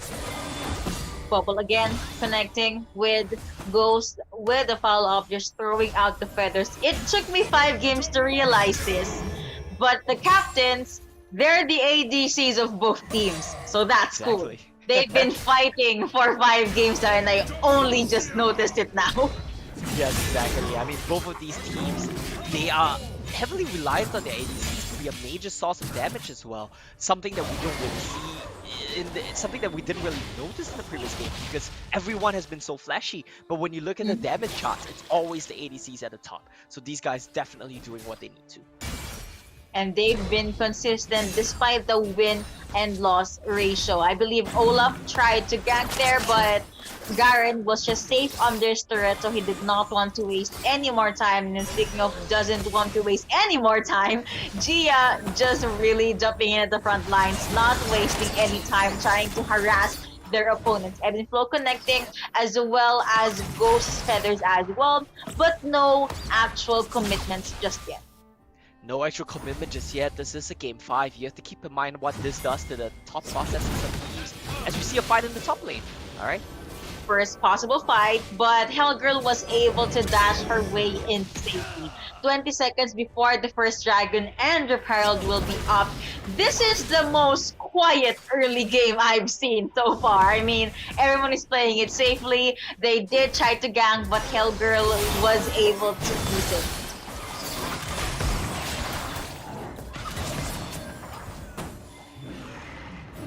Repel is now up. Gia tried to go with the recalls there, but decided to just cancel it, and they're gonna have first dibs on this Ocean Drift. In retrospect, this leaves the Repel available for VEC MaiLinh. Recalls coming through for 40, and it looks like they're gonna give the dragon to Ghost. Shake hands, let's just take each objective. Yeah, and I think this fits the identity of these two teams right now as well. Red team wants to scale, blue team wants to get the tempo going. Repair, it's going to allow them to do just that as they start pressuring this top side of the map. Rotations are coming in, Kiro is coming, Gia is coming, but will they be here in time to defend this? Yes, they will. Judgment, yeah, they will. Judgment being popped, that with the stuns connecting onto Vera, trying to go with Stain. The orb is gonna connect onto one with the shield, and VEC MaiLinh, at the very least, they were able to get 2 turret platings, and then they back away. Backing away indeed, they will save the turret. That's gonna be big, even though it's extremely low now. And Byron with no flash, they still do gain out of that because they don't lose the turret goal just yet, and they get the Ocean Dragon for themselves. Big trade. Shockwave is a yep, now that is a good trade, and that is a good kick. Really alley-ooping into the Dimash Injustice. First blood goes over to Garen, goes over to KLX Ghost. Looks like they probably found the fix for this red side win. It's a bit early to call it, but I think that was a very good sign of life here for Ghost's team. Kicked into the execute. You don't really see a combo better than that. And I feel like, honestly, they might have been able to go for Pomaru there as well. So low on the Olaf. Lee Sin can just execute you with a double tap with the Sonic Wave. So they want to back off. They want to play it safe. You can't really blame them. And I want to point out Kiro's build here. Because of the early lead she's gotten, she's going for the Yomu's Ghost Blade. Wants the damage, wants the burst. No Black Cleavers here for her. Yup, she wants to get those kills, although Black Cleaver has been picked up by this Garen, but shifting over to the mid lane. Yeah, I don't think Gali will be able to withstand the pressure and damage from Orianna. The least she can do though is just clear out the waves, make sure Orianna will not be able to touch the turrets. Speaking of touching turrets, the minions from the Baron lane is now touching the turret of Hellgirl. We could be seeing a possible gank for Lee Sin, but at Dragon Lane side, VEC MaiLinh, they're just slowly inching in further to get the first blood turret. Yes, indeed. Inching it slowly forward. Nice little kick on Helgo. But Hellgirl was able to flash out, being able to use Dominus. And here comes Galio with the hero's entrance, but no one is near the area. So KLX Ghost, they were able to get a flash from Hellgirl, get the Dominus, and get the important semi-global ultimate from Galio. Yeah, I mean, it's really good attempts at ganking onto Helgo, but she's doing a great job of using the slice and dice in this game and in the previous Renekton game as well, at just using it to get out of trouble right there. They do get the heroic entrance from the Galio win, so that's a big cooldown being used by the blue team. That's really gonna help out Ghost's team right now. Exactly. But now, Team Ghost, Team KLX Ghost, they are just taking their sweet time, making their way, a small strut in the park, if you may, to see if anyone is near or anyone will try to gank them. When they did not see anything, I believe that was Gia or that was Ghost that pinged the turret. No one's here. Let's try to get the first blood turret. Yeah, they will not be able to get the turret, but they will get some plates out of it, so they can't play. It's gonna be nice for them, as they're just gonna be backing off with more, once more, not quite. Ooh, okay, I thought the taunt was gonna come through, but apparently it did not, as well as the missile coming out from MaiLinh. KLX goes with the plate that they had, at least no one died there. 12 and 15 seconds before the next objectives is already up, but it looks like pings from KLX Ghost's side is pointing towards the Baron lane. They want to give a small hello to Hellgirl. Yes, indeed, giving a small hello to Helgo, and it looks like everyone's gonna be concentrating on this Herald. Here we go, taunts connecting onto one, but that will be a flash out from Gia. Tidal Wave is available, so anytime KLX Ghost can just re-engage. The Shocker is up as well, but it looks like no one is pulling the trigger. They want to recuperate, they want to wait for the perfect moment to strike. Yeah, and you gotta look at this right now. That fight was a bit unfortunate, or rather that skirmish was a bit unfortunate, because Claria misclicked the Wild Growth. If she used it on the Galio, they might have been able to chain CC and one-shot Ria. They're still posturing some mid lane control. No one wants to give this one up, but Tomairu and that Oron is gonna start soloing out the dragon here. Just give space, give time for Tomairu to be able to go to sneaky dragon take. Tidal Wave connecting onto one. Bubble not coming through. Here are the feathers coming off from Saya. They want to chase their Nexus, but then here comes KLX, goes at the Baron's pit. Here comes Engage, Protobot out, Flash is being used. The feathers are being popped by the Saya, and that will be the kill going over to Lee Sin. Bases being thrown out. Garen being able to isolate the members and isolate Corki. And at the end of that fight, it was a win for KLX Ghost. 4-0. And that team fight was not even close. KLX's Ghost, they pop off there, they find the fight that they need, and it seems like they might just be doing it. They might be overcoming the red side curse. They do lose the dragon. Thankfully, it's just a Cloud Dragon, but they get 3 kills, they get the Rift Herald, and that's a big win for them. Very big win, and we talked about a jungle matchup. 1-0-3 for this Lee Sin with roughly 7.8k gold lead. Olaf only has 6.1, and he is sitting at a 0-1-0. So when it comes to Snowball, I would have to give it to Lee Sin. Yeah, definitely. This Lee Sin is doing a lot of work right now, sitting at 8,000 gold, basically tied with Myra for the highest gold in the game. And that's been a recurring trend for the junglers in the series. A lot of props to them. Hero and Myra both are doing very well. Now Helco, not gonna get caught. We'll just back out from there. Wait. That Okay. was too close for comfort. Yeah, there was a tidal wave, but The clear apparently it wave. was angled a bit up. But now looking at the bottom lane, Vera trying to survive with that 2v1. She will be a-okay. Here comes Kiro though. If the Sun is disconnected, could have been a dead Corki, but they don't want to jump in just yet. Yeah, they won't need the siege is gonna continue. I love their usage of the 3-member unit of Zaya, Nami, and Oriana to just hold the siege and the H tab. Woo! Okay, yeah. Protobot in. Taunt did connect. There is Ragnarok, but There like is. MaiLinh, they are just being very disciplined. Hero hiding in some bushes, Roots connecting, but she just gets kicked out of the way. Sonoke's not gonna connect. Actually, the Sonoke disconnect, but Hero will not jump in. The burst, the damage coming out from Oriana is now a problem for VEC MaiLinh. Yes, indeed. It is going to be a pretty big problem for the side of VEC MaiLinh. They're going to have a hard time dealing with it, because what does their team comp want to do? They want to run into you. If they don't catch Ari, if they don't one-shot her, she's just going to chunk them all out. Garen is getting a kill. Yeah, it's a very tanky Garen, and it looks like as tanky as Garen is, that's how soft Galio was against this Oriana. Those attacks really was the nail in the coffin for her. With that KLX Ghost, they get to storm the Baron lane and most likely get one gold plating. Yeah, they will just get a plate from there, and they will just get out of dodge. They don't want to overstay their welcome, because Spyra is still exerting so much pressure here in the Dragon lane. They don't need to overcommit. They're pressuring all 3 lanes. KLX goes 0-6 scoreline right now. They're putting a very dominant performance on in Game 5. Very dominant. I mean, the 2 previous games it was very close, as we did call it, back and forth. This is not back and forth at all, because if you even look at the macro, KLX got 3 turrets down.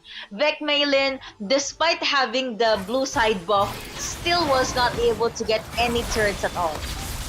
Yeah, unable to get any turrets so far in this game. It's gonna be a hot situation for them, because as the game progresses, it's not going to get any easier for them to break the turrets. Oriana wave clear, Xayah wave clear, Garen being a tank and wave clearing, they are just never going to reach the turrets. Hero with a nice little angle on the side drops the Rift Herald. Herald making his way, well, her way into the Baron lane. Now it looks like VEC MaiLinh still looking for the target. Who can we pick off? What can we do? They don't know. But KLX Ghost, they know that they have to get the Mountain Jig. They do get caught out by this Galio, but then Garen will be able to shoo Galio away and give and let her teammates get that dragon. Yeah, that was a really nice use of the Rift Herald there to take the turret down as well as drag them around the map so you get yourself a turret. It's nearly a 10,000 gold lead for Ghost's team. MaiLinh's team has not managed to punch back a single time. The creeps will get the turret on the Baron lane, but that's gonna be it. The gold lead is still about 9,000, 8,000 right now. Very high, and it really left me to wonder, what can MaiLinh do? Maybe they can try to go with the pick-off 1v1 related versus this Oriana. Shield being used. Shockwave is available, but she will not be using it. Lee Sin came in at the right time, and with that, Hellgirl was not able to finish off the kill. Yeah, just gonna be playing it a bit safer right now. Hellgirl has teleport enchantment, that's something I want to look out for, so she's gonna be able to split push and TP into the fight, but that's gonna set her one whole item behind on this Garen. And even though Renekton wins the 1v1, Garen's just so tanky. She can just regen up. It's like the Darius matchup all over again. Exactly, and imagine trying to kill someone that apparently is unkillable. So it looks like we're not going to be seeing another Renekton Garen matchup unless Garen is the one to make his way near Hellgirl. Title Infinity on the free. Wild Growth being used onto Galio. That is a beautiful knockup yet again. And the kill goes over to Oriana. Here's what he considering it for VEC MaiLinh.